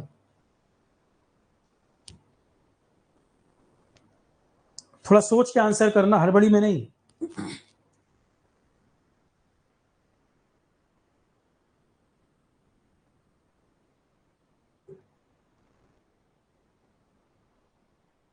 क्या ये जरूरी है कि बहुत हाई ग्रेड चीज हमेशा हाई क्वालिटी दे, बहुत हाई ग्रेड चीज बहुत हाई क्वालिटी दे, ये गारंटी है? ये इसका आंसर करो पहले। बहुत हाई ग्रेड आयरन ही बहुत अच्छा प्रोडक्ट बनाएगा, ये कोई गारंटी है? टेक्नोलॉजी का इस्तेमाल करके कोई लो ग्रेड चीज भी हाई क्वालिटी प्रोडक्ट बना सकती है, ठीक। हाई ग्रेड हाई क्वालिटी ही बनाएगा हमेशा, क्या ये गारंटी है, मैं आपसे पूछ रहा हूं।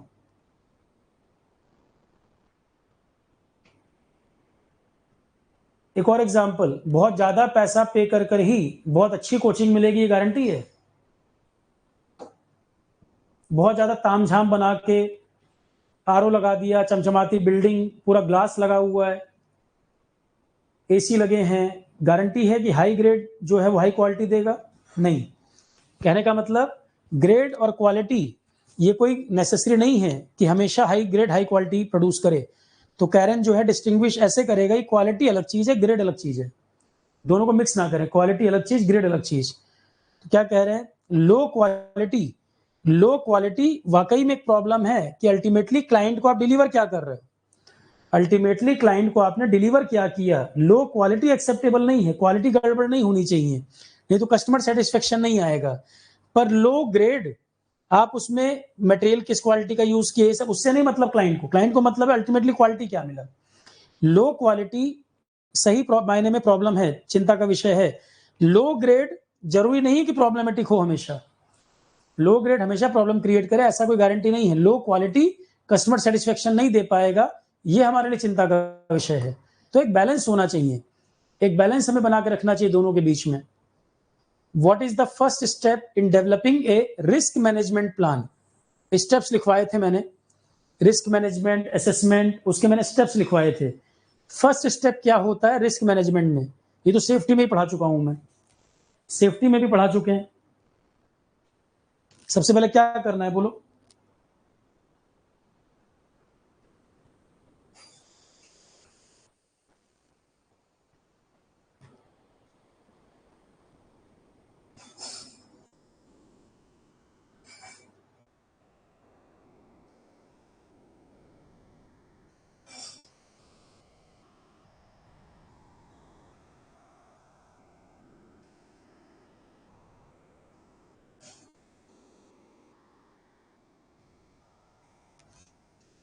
आइडेंटिफाई पोटेंशियल प्रोजेक्ट रिस्क, सबसे पहले काम यही होगा, आइडेंटिफाई करना कहाँ कहाँ रिस्क इन्वॉल्व है, किन किन चीजों में रिस्क इन्वॉल्व है उसको आइडेंटिफाई करना, सबसे पहले यही होगा। Identify all potential risk, identify all potential risk.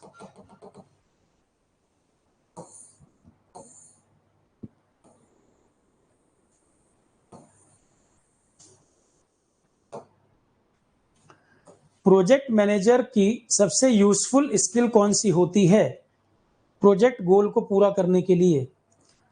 सबसे जरूरी स्किल जो प्रोजेक्ट मैनेजर में होनी चाहिए, जो मैट्रिक्स एनवायरनमेंट में काम कर रहा हो, मैट्रिक्स मतलब जहाँ हायरार्की भी है, ऊपर नीचे टीम अवेलेबल इन्वॉल्व है, मैट्रिक्स में जहाँ काम, मैट्रिक्स मतलब ग्रुप बने हुए जहाँ पर अलग अलग डिपार्टमेंट्स हैं, हायरार्की है, तो प्रोजेक्ट के गोल को पूरा करने के लिए सबसे जरूरी स्किल प्रोजेक्ट मैनेजर में क्या होनी चाहिए?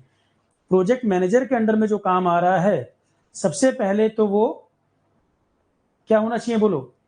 जरूरी तो टाइम मैनेजमेंट भी है, जरूरी तो लीडरशिप एबिलिटी भी है, सबसे इंपॉर्टेंट इसमें कॉन्फ्लिक्ट मैनेजमेंट भी, सबसे इंपॉर्टेंट है इन्फ्लुएंस करना, कि कोई उसकी बात को माने कैसे, लोगों को कन्विंस करना। इन्फ्लुएंस करने, लीडरशिप स्किल के अंदर इन्फ्लुएंसिंग भी आ जाता है।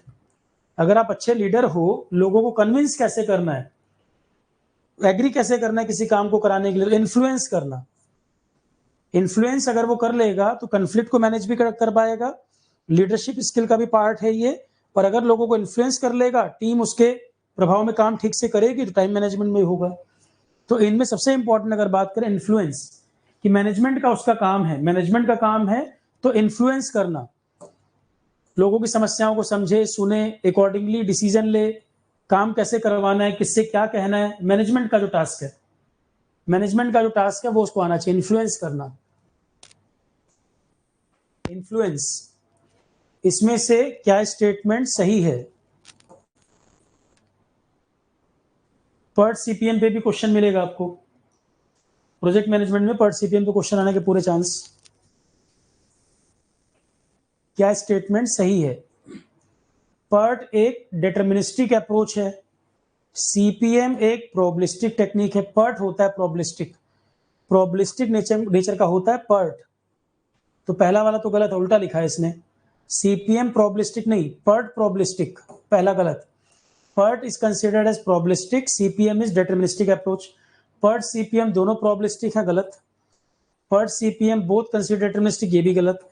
पर्ट है प्रोबेबिलिस्टिक नेचर का और सीपीएम है डिटर्मिनिस्टिक अप्रोच। एक्सप्लेन कर भी दिया है यहां पर। पर्ट में क्या पता लगा रहे हैं, सीपीएम में क्या? सीपीएम और critical path method, algorithm used in project management. The critical path, ये क्वेश्चन बहुत आता है। Longest path, longest path from start to finish, PERT है probabilistic approach. Shortest possible amount of time, pessimistic, most likely. अभी आगे आएगा, एक और क्वेश्चन आएगा इस पर।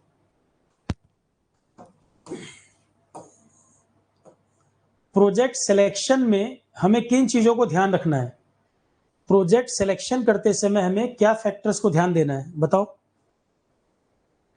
प्रोजेक्ट सिलेक्शन करते समय हमें किन फैक्टर्स को ध्यान देना होगा?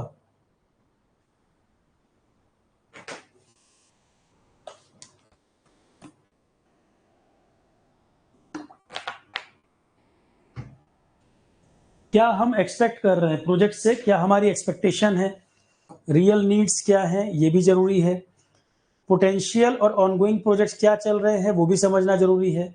ऑर्गेनाइजेशन का एनवायरनमेंट क्या, ये भी सारी चीजें, ऑल ऑफ द एबो, ये सारे फैक्टर जानना जरूरी है। Project selection criteria typically classify किया जाता है, project selection criteria typically classify किया जाता है। प्रोजेक्ट को शुरू में तो हम यही देखते हैं कि फाइनेंशियल है, नॉन फाइनेंशियल है। शुरू में तो हम यही देखते हैं कि फाइनेंशियल है, नॉन फाइनेंशियल है। पहला क्राइटेरिया तो यही है। Jose is looking at a document that outline the specific task and sub task required to complete the writing of a technical support manual. पहले आप स्टेटमेंट पढ़ लो, पूरा समझ में आ जाएगा एक बार में क्वेश्चन क्या है। Jose is looking at a document, जिस पर ये लिखा लिखा है स्पेसिफिक टास्क कौन से हैं, सब टास्क कौन से हैं, क्या काम होना है। क्या मतलब हुआ इसका? जोश एक डॉक्यूमेंट को पढ़ रहा है जहां पे आउटलाइन लिखी हुई है कि कौन कौन से काम है और उन कामों के अंदर कौन कौन से काम है, मतलब वर्क का ब्रेकडाउन लिखा हुआ है। उस पर लिखा है टास्क क्या है, उसके अंदर सब टास्क क्या होने हैं, तो वर्क का ही तो ब्रेकडाउन लिखा हुआ है। तो WBS, इसके लिए क्या स्ट्रक्चर होगा? WBS होगा। अरे भाई टास्क लिखे हैं, उसके अंदर सब टास्क लिखे हैं, तो वर्क का ही तो ब्रेकडाउन लिखा हुआ है। मैं तुम्हें एक ट्री सा बना के दे दूं, चार्ट बना के दे दूं, एक पेपर को पढ़ के तुम्हें पता लग रहा है भाई मेन मेन टास्क ये हैं, उनके अंदर सब टास्क ये होने हैं, फर्दर उनके भी अंदर ये काम होना है, तो वर्क का ही तो ब्रेकडाउन लिखा है, और क्या है।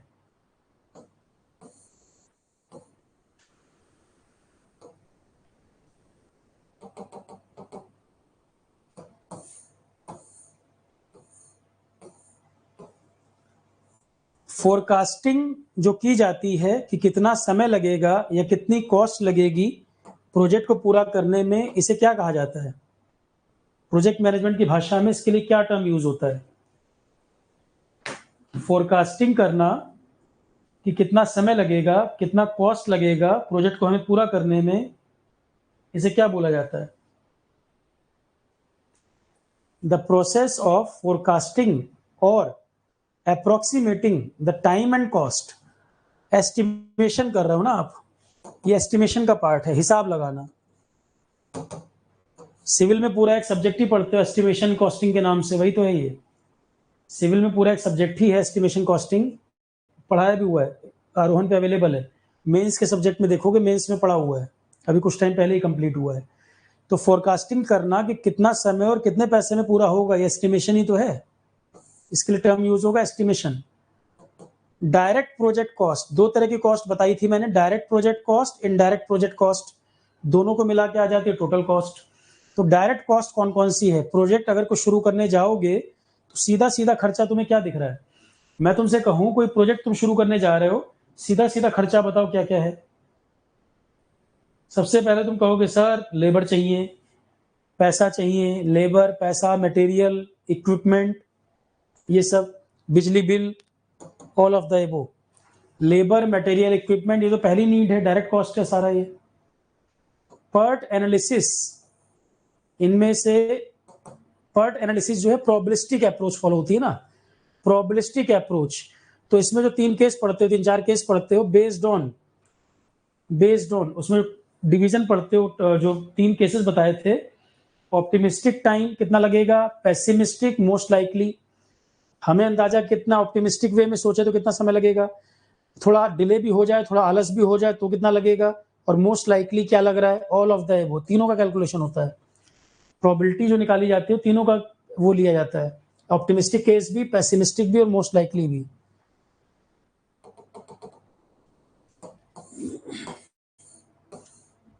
What is a critical path? Critical path क्या होता है? सीपीएम में जो हम पढ़ते हैं पाथ, लॉन्गेस्ट होता है, शॉर्टेस्ट होता है, मिक्सचर होता है, क्या होता है? इसमें लिया जाता है लॉन्गेस्ट पाथ, सीपीएम में लिया जाता है लॉन्गेस्ट पाथ। ये बहुत आता है क्वेश्चन, ये क्वेश्चन बहुत आता है एग्जाम में, लॉन्गेस्ट पाथ सीपीएम में। What happen when a project is scheduled by CPM? कोई प्रोजेक्ट अगर सीपीएम से शेड्यूल कर रहे हैं तो क्या होगा इसमें से, बोलो। प्रोजेक्ट को कई सारी एक्टिविटी में डिवाइड करेंगे, हर एक्टिविटी के लिए समय कितना लगना है वो डिसाइड करेंगे।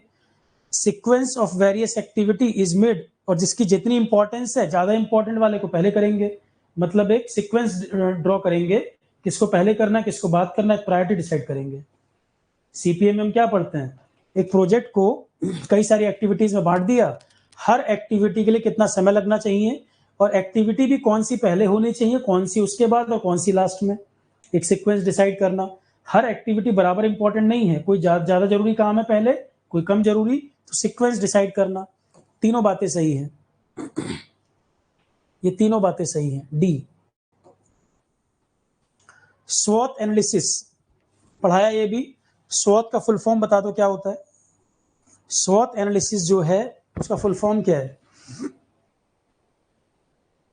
जो भी काम आप कर रहे हैं, स्वॉट एनालिसिस तो चाहे अपने पे अप्लाई कर लो, चाहे डे टू डे लाइफ में अप्लाई कर लो, या प्रोजेक्ट की बात कर लो, SWOT एनालिसिस का मतलब ही क्या होता है, अपने स्ट्रेंथ्स को पहचानना, कौन सी चीजें आपके फेवर में है, स्ट्रेंथ है आपकी, क्या आपकी कमजोरियां हैं। SWOT एनालिसिस तो आप अपना भी कर सकते हो, स्ट्रेंथ आपकी क्या है और कमजोरी क्या है। SW का मतलब तो ये हो गया, कौन कौन से फैक्टर हैं जो आपके फेवर में है। जैसे प्रोजेक्ट की बात करें, हमारे पास रॉ मटेरियल 6 महीने के लिए पड़ा है, ये हमारी स्ट्रेंथ है। हमारी लेबर फुल टाइम वर्कर है, हम अच्छी फैसिलिटी देते हैं, वो जाएगी नहीं, ये हमारी स्ट्रेंथ है। पुरानी मैन पावर हमारे पास, इलेक्ट्रिसिटी का इश्यू नहीं है, जिस एरिया में रह रहे हैं वो भी हमारी स्ट्रेंथ। मैनेजमेंट अच्छा, टीम अच्छी। तो स्ट्रेंथ का मतलब जो आपको फेवर में जा रही चीजें। आपकी वीकनेस क्या है, फाइनेंस का क्रंच हो सकता है, लिक्विडिटी नहीं है, या कोई रॉ मटेरियल सप्लाई 6 महीने के, अभी तो है 6 महीने की, पर रॉ मटेरियल के दाम बढ़ते जा रहे हैं, दिक्कत हो सकती है। तो फायदे नुकसान, पहला एनालिसिस तो ये कि क्या क्या आपके संस्था की बेनिफिट की चीजें, क्या कमियां हैं, या एक्सपर्टीज आपके पास नहीं है किसी चीज का, कोई एक पर्टिकुलर काम की एक्सपर्ट आपके पास नहीं है। तो एक हो गया स्ट्रेंथ और वीकनेस।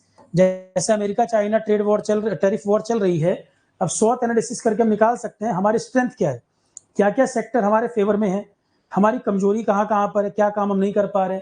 फिर O से मतलब होता है अपॉर्चुनिटीज, हमारे पास क्या क्या निकल के आ रही, कहाँ कहाँ से अपॉर्चुनिटी जनरेट हो रही है, और क्या क्या हमारे सामने थ्रेट है, क्या क्या अपॉर्चुनिटीज और क्या क्या थ्रेट है। SWOT का मतलब ये होता है क्या क्या स्ट्रेंथ है और वीकनेस, इसको पहचानना, अपॉर्चुनिटी कहाँ कहाँ बन रही है और खतरा किन किन चीजों से है, ये सारा लिस्ट बनाना, उसके बाद ऑप्टिमम सॉल्यूशन निकालना कि क्या करें।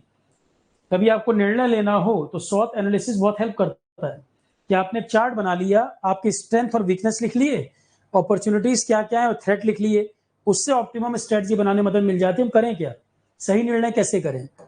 तो कुछ है नहीं, है तो यही पूछा होगा इनकी फुल फॉर्म बताओ। हाँ, SWOT का एब्रिविएशन फुल फॉर्म बताइए।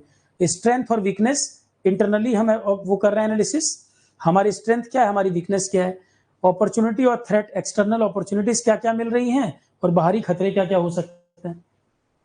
ठीक है, यही था ना, strength, weakness, opportunity, threat. Correct.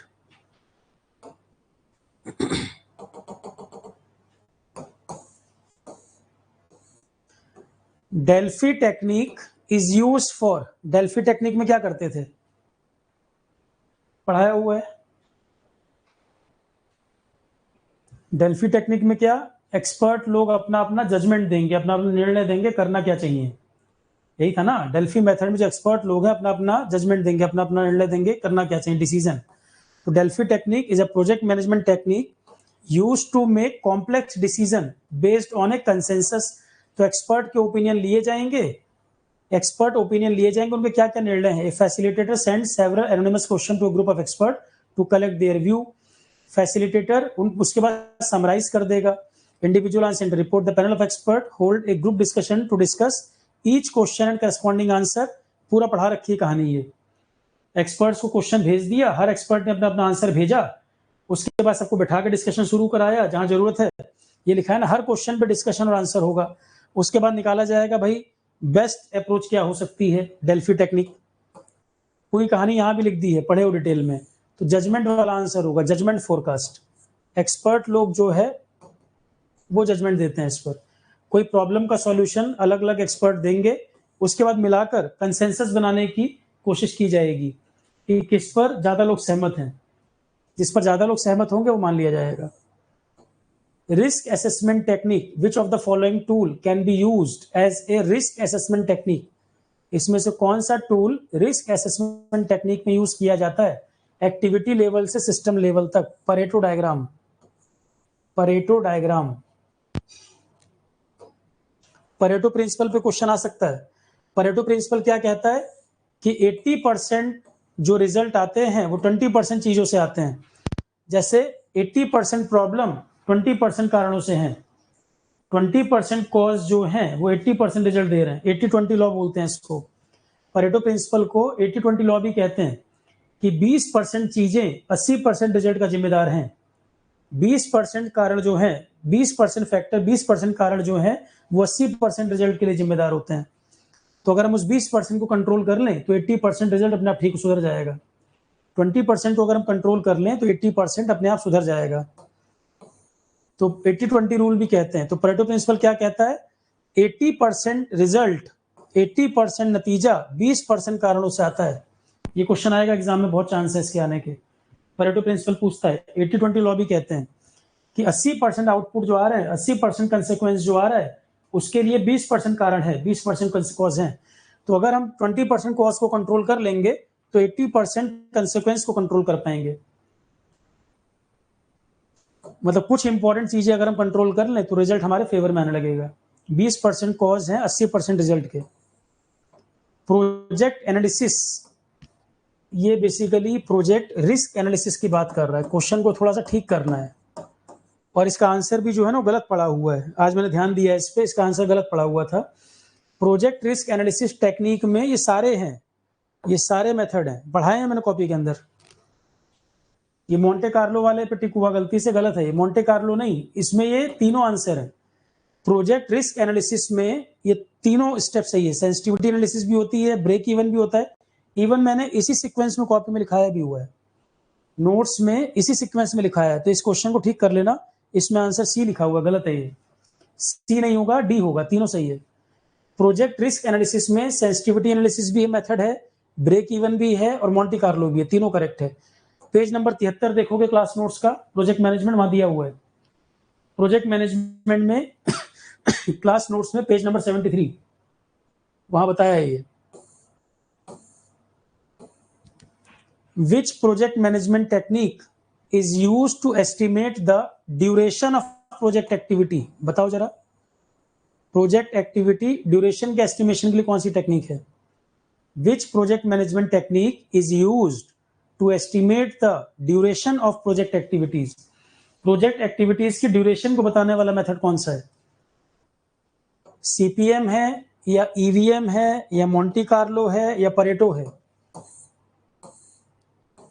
CPM है, ईवीएम है, मोंटे कार्लो या परेटो? सीपीएम होगा, सीपीएम।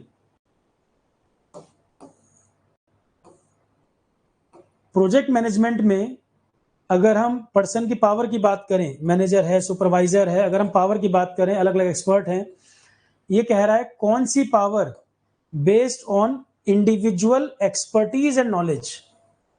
इंडिविजुअल एक्सपर्टीज और नॉलेज का वैल्यू बहुत ज्यादा है।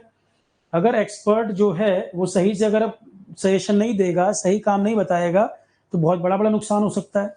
तो इंडिविजुअल का एक्सपर्टीज और नॉलेज, इससे रिलेटेड जो पावर, तो सिंपल इसमें क्या बताओगे, एक्सपर्ट पावर ही बोला जाएगा इसको। तो कुछ भी नहीं है, तो फालतू क्वेश्चन, एक्सपर्ट पावर ही बोलेंगे, और क्या बोलेंगे। प्रोजेक्ट किक ऑफ, इस शब्द का क्या मतलब है? प्रोजेक्ट किक ऑफ शब्द का क्या मतलब है? जैसे हम कहते हैं ना, गोदरेज प्रॉपर्टीज एक नया प्रोजेक्ट किक ऑफ, मतलब नया प्रोजेक्ट स्टार्ट करने वाला, किक ऑफ का मतलब स्टार्ट करना। प्रोजेक्ट किक ऑफ, एक नया प्रोजेक्ट लॉन्च कर रहे हैं, लॉन्च वर्ड समझ लो। Project launch meeting, project launch meeting का क्या पर्पस है? Project launch meeting, project kick off meeting मतलब प्रोजेक्ट शुरू होने जा रहा है, प्रोजेक्ट लॉन्च करने जा रहे हैं। प्रोजेक्ट लॉन्च मीटिंग जो की जाती है उसमें क्या बताया जाता है? प्रोजेक्ट लॉन्च मीटिंग जो की जाती है उसमें क्या करेंगे, जो जो लोग प्रोजेक्ट से जुड़े हैं उन सबको जोड़ा जाएगा, सबको बिठाया जाएगा कि जो जो प्रोजेक्ट के स्टेक होल्डर हैं उनके सामने बात रखी जाएगी, ऐसे ऐसे हम काम करेंगे, ये हमारा विजन है। और प्रोजेक्ट की एक्सपेक्टेशन को सेट करना, प्रोजेक्ट की एक्सपेक्टेशन कि क्या हम विजन लेके चल रहे हैं, क्या हम डिलीवर करने वाले हैं। प्रोजेक्ट किक ऑफ मतलब प्रोजेक्ट लॉन्च मीटिंग जो की जाती है उसमें प्रोजेक्ट स्टेक होल्डर को बिठाया जाएगा और सेटिंग प्रोजेक्ट एक्सपेक्टेशन, विजन हमारा क्या होगा, क्या हम करने वाले हैं, वो बताना। Which project management technique is used to evaluate and rank project risk? कौन सी प्रोजेक्ट मैनेजमेंट टेक्निक इवेल्युएट करती है और रैंक करती है प्रोजेक्ट से जुड़े हुए रिस्क को? रिस्क असेसमेंट, रिस्क असेसमेंट होता है डिटेलिंग, रिस्क असेसमेंट जो भी संबंधित रिस्क वगैरह है उनको पहचानना, कैसे उनको मिटिगेट कर सकते हैं, रिस्क असेसमेंट बोला जाता है इसको।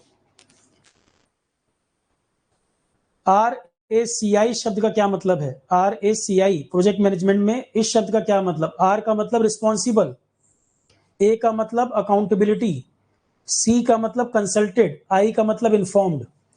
तो प्रोजेक्ट मैनेजर जो है, मान लो जिसको अंडर में काम दिया गया, रिस्पॉन्सिबिलिटी होनी चाहिए, जवाबदेही उसकी है, कंसल्टेड और इन्फॉर्म्ड, और पता भी होना चाहिए क्या काम कितना हुआ।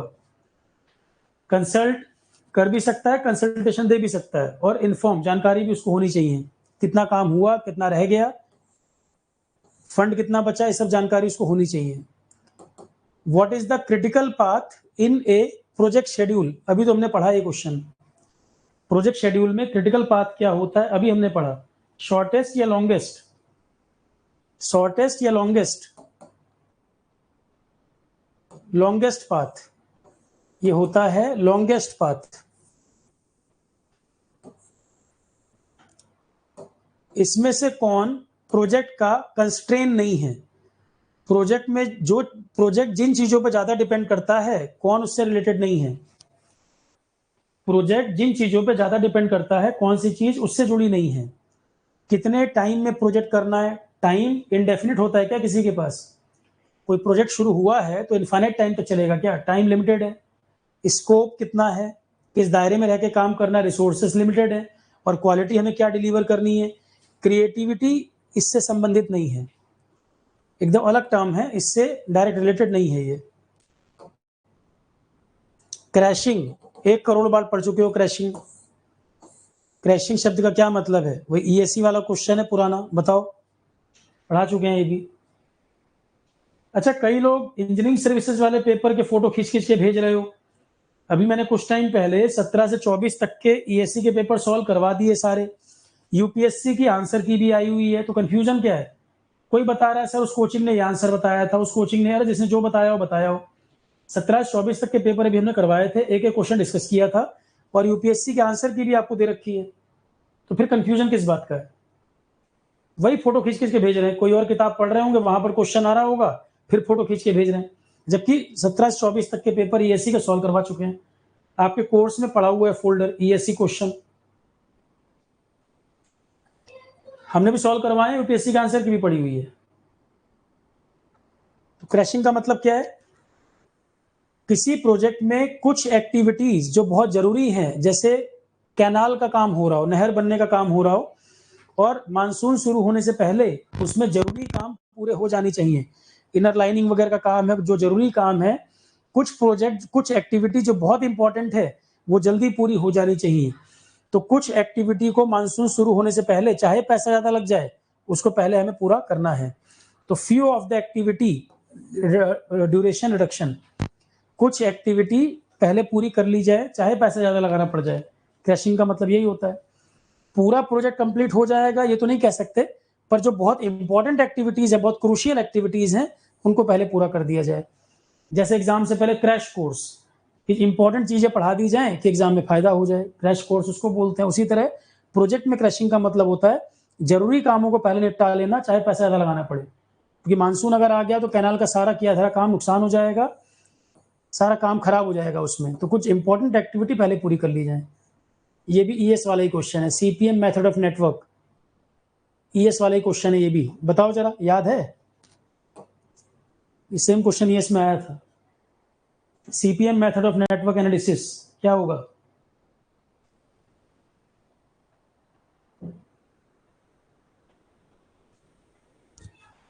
सिक्स सिग्मा से ही बताया था मैंने, क्वेश्चन आने के चांस है। इस पे एक पीडीएफ मैंने बना के फोल्डर में दी भी हुई है, ईएस में भी आता है, यूपीपीएससी में भी आ सकता है।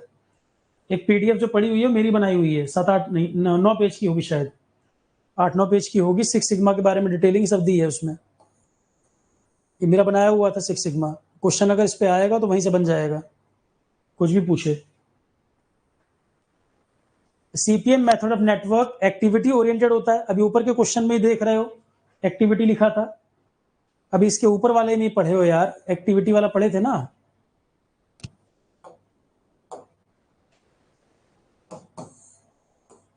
ये क्या लिखा है? लॉन्गेस्ट सीक्वेंस ऑफ एक्टिविटीज, तो एक्टिविटी ओरिएंटेड होता है, ये तो होगा ही होगा, उसको गलत क्यों कर रहे हो?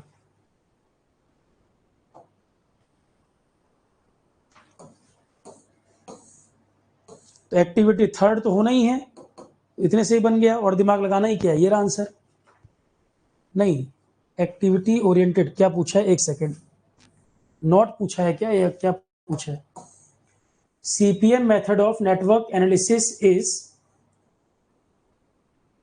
हाँ तो 3 तो होना ही होना है, 3 होना है तो ये गया और ये गया। अच्छा ये भी, इसमें भी 3 लिखा है ना, अब इन दोनों में से कोई एक लगाओगे, इसमें भी 3 दिया हुआ है तो 3 तो करेक्ट है ही, एक्टिविटी ओरिएंटेड होता है तो 3 दोनों में आ रहा है, बी और सी दोनों में। यूज्ड फॉर, और ये तो कह ही रहा है कि गलत नहीं कर सकते, इसके द्वारा प्लानिंग, शेड्यूलिंग, कंट्रोलिंग होती है, बिल्कुल ठीक बात है। 4 को भी नहीं काट सकते भाई, 3 एंड 4, 3 एंड 4, ये बनेगा बी।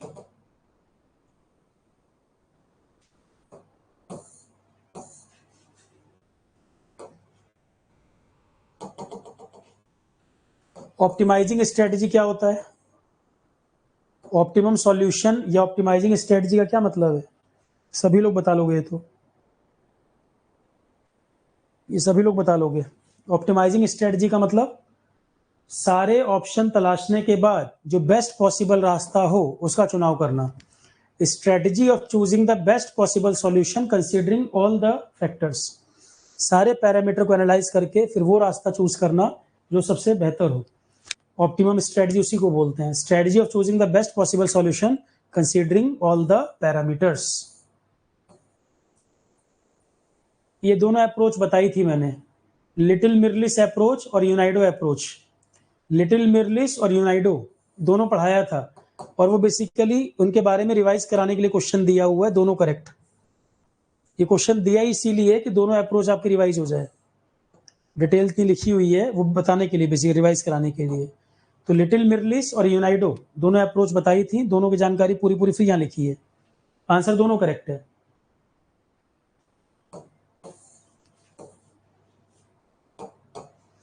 प्रोजेक्ट मैनेजर की क्या क्या रिस्पॉन्सिबिलिटी होती है? प्रोजेक्ट मैनेजर की रिस्पॉन्सिबिलिटी बजटिंग और कॉस्ट कंट्रोल, बजटिंग और कॉस्ट कंट्रोल इसकी जिम्मेदारी होगी।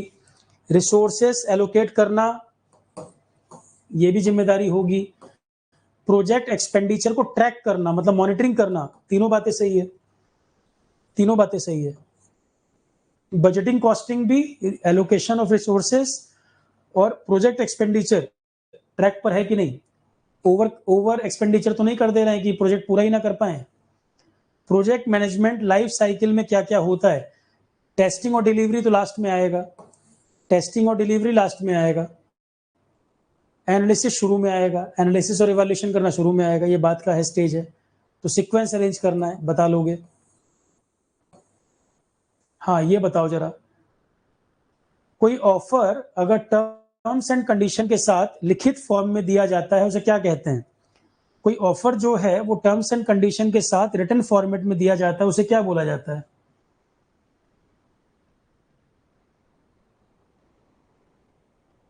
पढ़ाया हुआ है, टेंडर। कॉन्ट्रैक्ट नहीं, टेंडर, टेंडर, टेंडर है ये।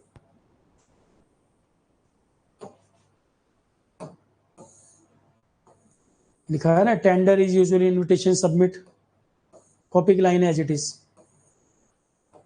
जहां पर कोई भी अप्लाई कर सकता है, टेंडर एनी एलिजिबल कॉन्ट्रैक्टर, कोई भी कॉन्ट्रैक्टर अप्लाई कर सकता है, ओपन टेंडर बोलते हैं। किस टाइप के टेंडर में कोई भी एलिजिबल कॉन्ट्रैक्टर अप्लाई कर सकता है? ओपन टेंडर कहते हैं उसको, ओपन टेंडर, ऑप्शन की भी जरूरत नहीं है।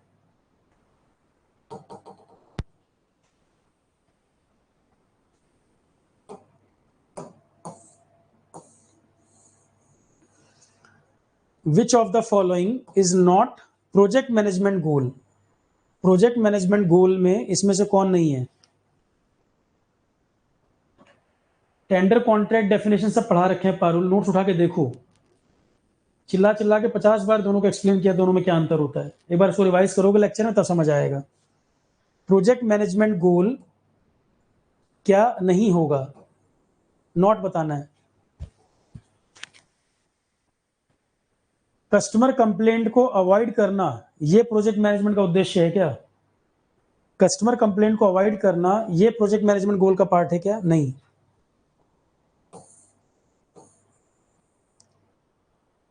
The process each manager follow during the life of a project is known as, the process each manager follow during the life of A project, project management life cycle, ये term है इसके लिए, project management life cycle. Communication जो जरूरी है उसका मुख्य उद्देश्य क्या होता है? कम्युनिकेशन क्यों क्यों जरूरी है? किसी भी प्रोजेक्ट वगैरह में कम्युनिकेशन का क्या रोल है?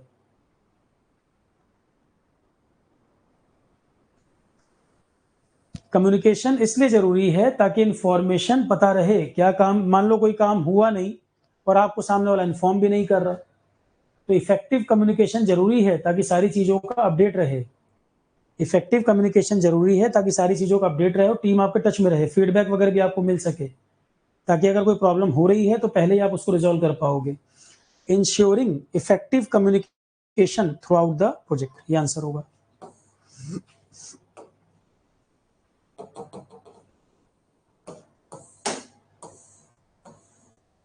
What is the purpose of a project status report? Project status report का क्या पर्पस होता है? मैनेजर रिपोर्ट मांग रहा है कि भाई प्रोजेक्ट स्टेटस रिपोर्ट लाओ, क्या काम हुआ, क्या रह गया, स्टेटस रिपोर्ट कि अभी तक हम कहाँ पहुंचे हैं। या जिसने पैसा लगाया वो आपसे रिपोर्ट मांग रहा है, जिसने जो कंपनी प्रोजेक्ट शुरू की है वो मांग रहे हैं रिपोर्ट, मैनेजमेंट वाले रिपोर्ट लेकर आओ, क्या स्थिति है प्रोजेक्ट की, क्या मतलब है इसका? प्रोजेक्ट स्टेटस बताता है प्रोजेक्ट प्रोग्रेस की अपडेट्स को, इससे पता लगता है प्रोजेक्ट की प्रोग्रेस। प्रोजेक्ट स्टेटस का मतलब क्या? प्रोजेक्ट की स्टेटस पता लगेगा, काम कितना हुआ।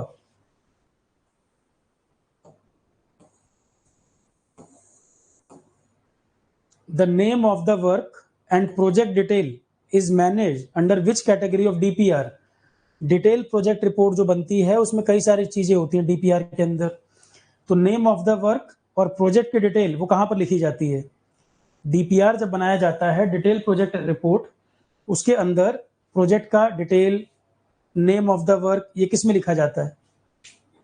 किस कैटेगरी में इनको लिखा जाता है? एग्जीक्यूटिव समरी में लिखते हैं, या बैकग्राउंड कॉलम में लिखते हैं, या रोडवे डिटेल में, या जनरल डिटेल में?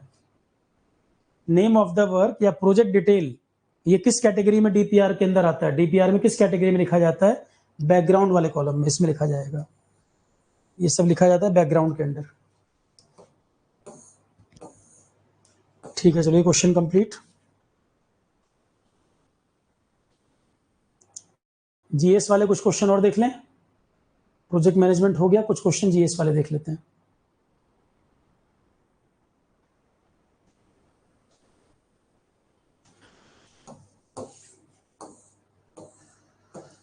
मैंग्रोव वेजिटेशन भारत में कहां पर काफी बड़ा फॉरेस्ट एरिया हमारे पास है? मैंग्रोव जो ट्री होता है, काफी अच्छा खासा वेजिटेशन हमारे पास कहां पर है? एक्सटेंसिव मतलब बड़े तौर पर, कहां पर हमारे पास मैंग्रोव कवर है?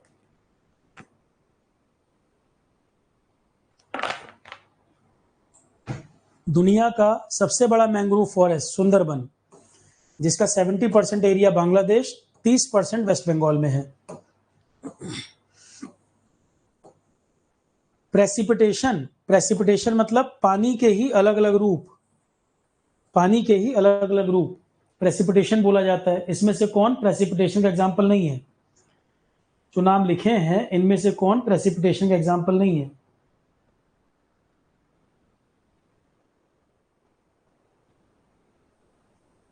सब्लिमेशन, कोई बारिश है, ओले गिरना है, बर्फ है, ये सब तो प्रेसिपिटेशन के ही रूप हैं। ये सब प्रेसिपिटेशन की फॉर्म है। ड्रिजल है, रेन है, ग्लेज है, स्लीट है, snow, hello, due, for Frost, ये सब जो है प्रेसिपिटेशन के ही रूप हैं। ओस की जो बूंद है वो भी प्रेसिपिटेशन है। सब्लिमेशन तो सॉलिड से वेपर में सीधे कन्वर्ट होना, सब्लिमेशन तो वो होता है।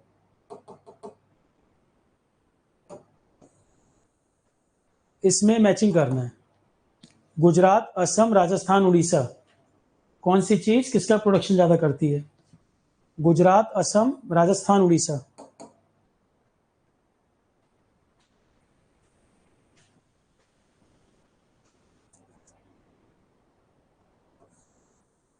Orissa iron ore, Rajasthan copper, Rajasthan copper. अब असम और गुजरात, असम जो है, अब देखो गुजरात जो है वो सॉल्ट और पेट्रोलियम दोनों के लिए है, गुजरात सॉल्ट पेट्रोलियम दोनों के लिए, पर असम ऑप्शन आ गया, असम सॉल्ट के लिए तो नहीं है, तो असम को लगाओगे पेट्रोलियम और गुजरात को लगाओगे सॉल्ट, ये बनेगा 34 21 34 21 34 21 आंसर बनेगा।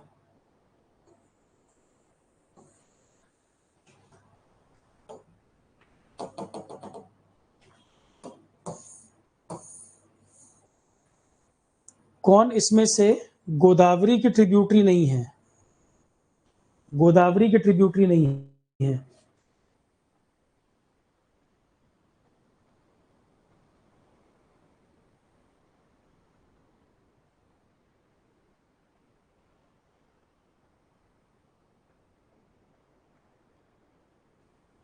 गोदावरी की ट्रिब्यूटरी नहीं है। इंद्रावती, ये महानदी की ट्रिब्यूटरी है।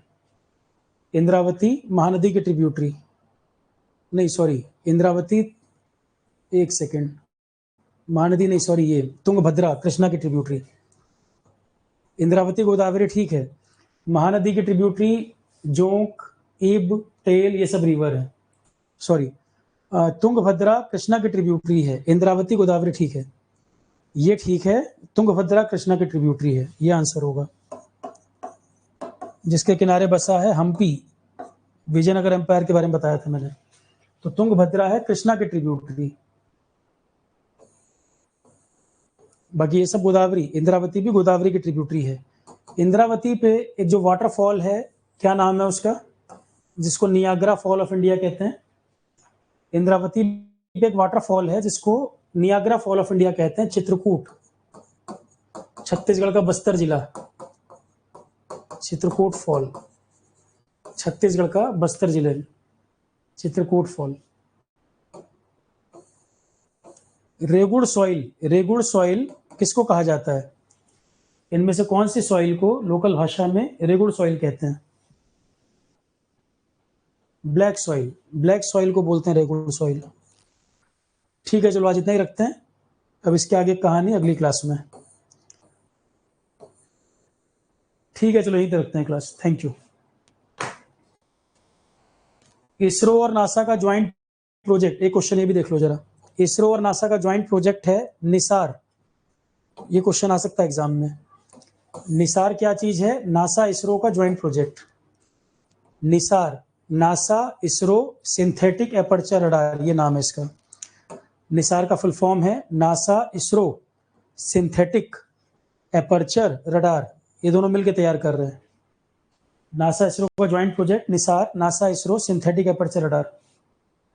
ठीक है, चलो क्लास यहाँ तक रखते हैं, अब इसके आगे कहानी नेक्स्ट क्लास में। कुछ पूछना है किसी को तो पूछ लो। यूपीपीएससी, एई, आरआरबी, बस रिवीजन क्वेश्चन इसी पे फोकस करना है। रिवीजन क्वेश्चन इसी पे फोकस करो जितना पढ़ चुके। अब किसी का सिलेबस कवर ना हो पाया हो, बहुत कम है सिलेबस अगर, तब फिर वो नए टॉपिक को आधा टाइम दे, आधे टाइम में रिवीजन करे। 70-80% सिलेबस जिनका तैयार है वो क्वेश्चन और रिवीजन, जिनका 70-80% सिलेबस तैयार है क्वेश्चन और रिवीजन, जिनका 50% तैयार है वो 50% टाइम क्वेश्चन रिवीजन, 50% नए टॉपिक पढ़ने में। तो नया टॉपिक पढ़ना नहीं पढ़ना डिपेंड करेगा तैयारी कितनी है। 70-80% पढ़ चुके हैं तो रिवीजन और क्वेश्चन पे फोकस करें। 50% तैयारी है तो ऑब्वियस सी बात है नया टॉपिक ऐड करना पड़ेगा। ठीक है class, thank you, good night all of you.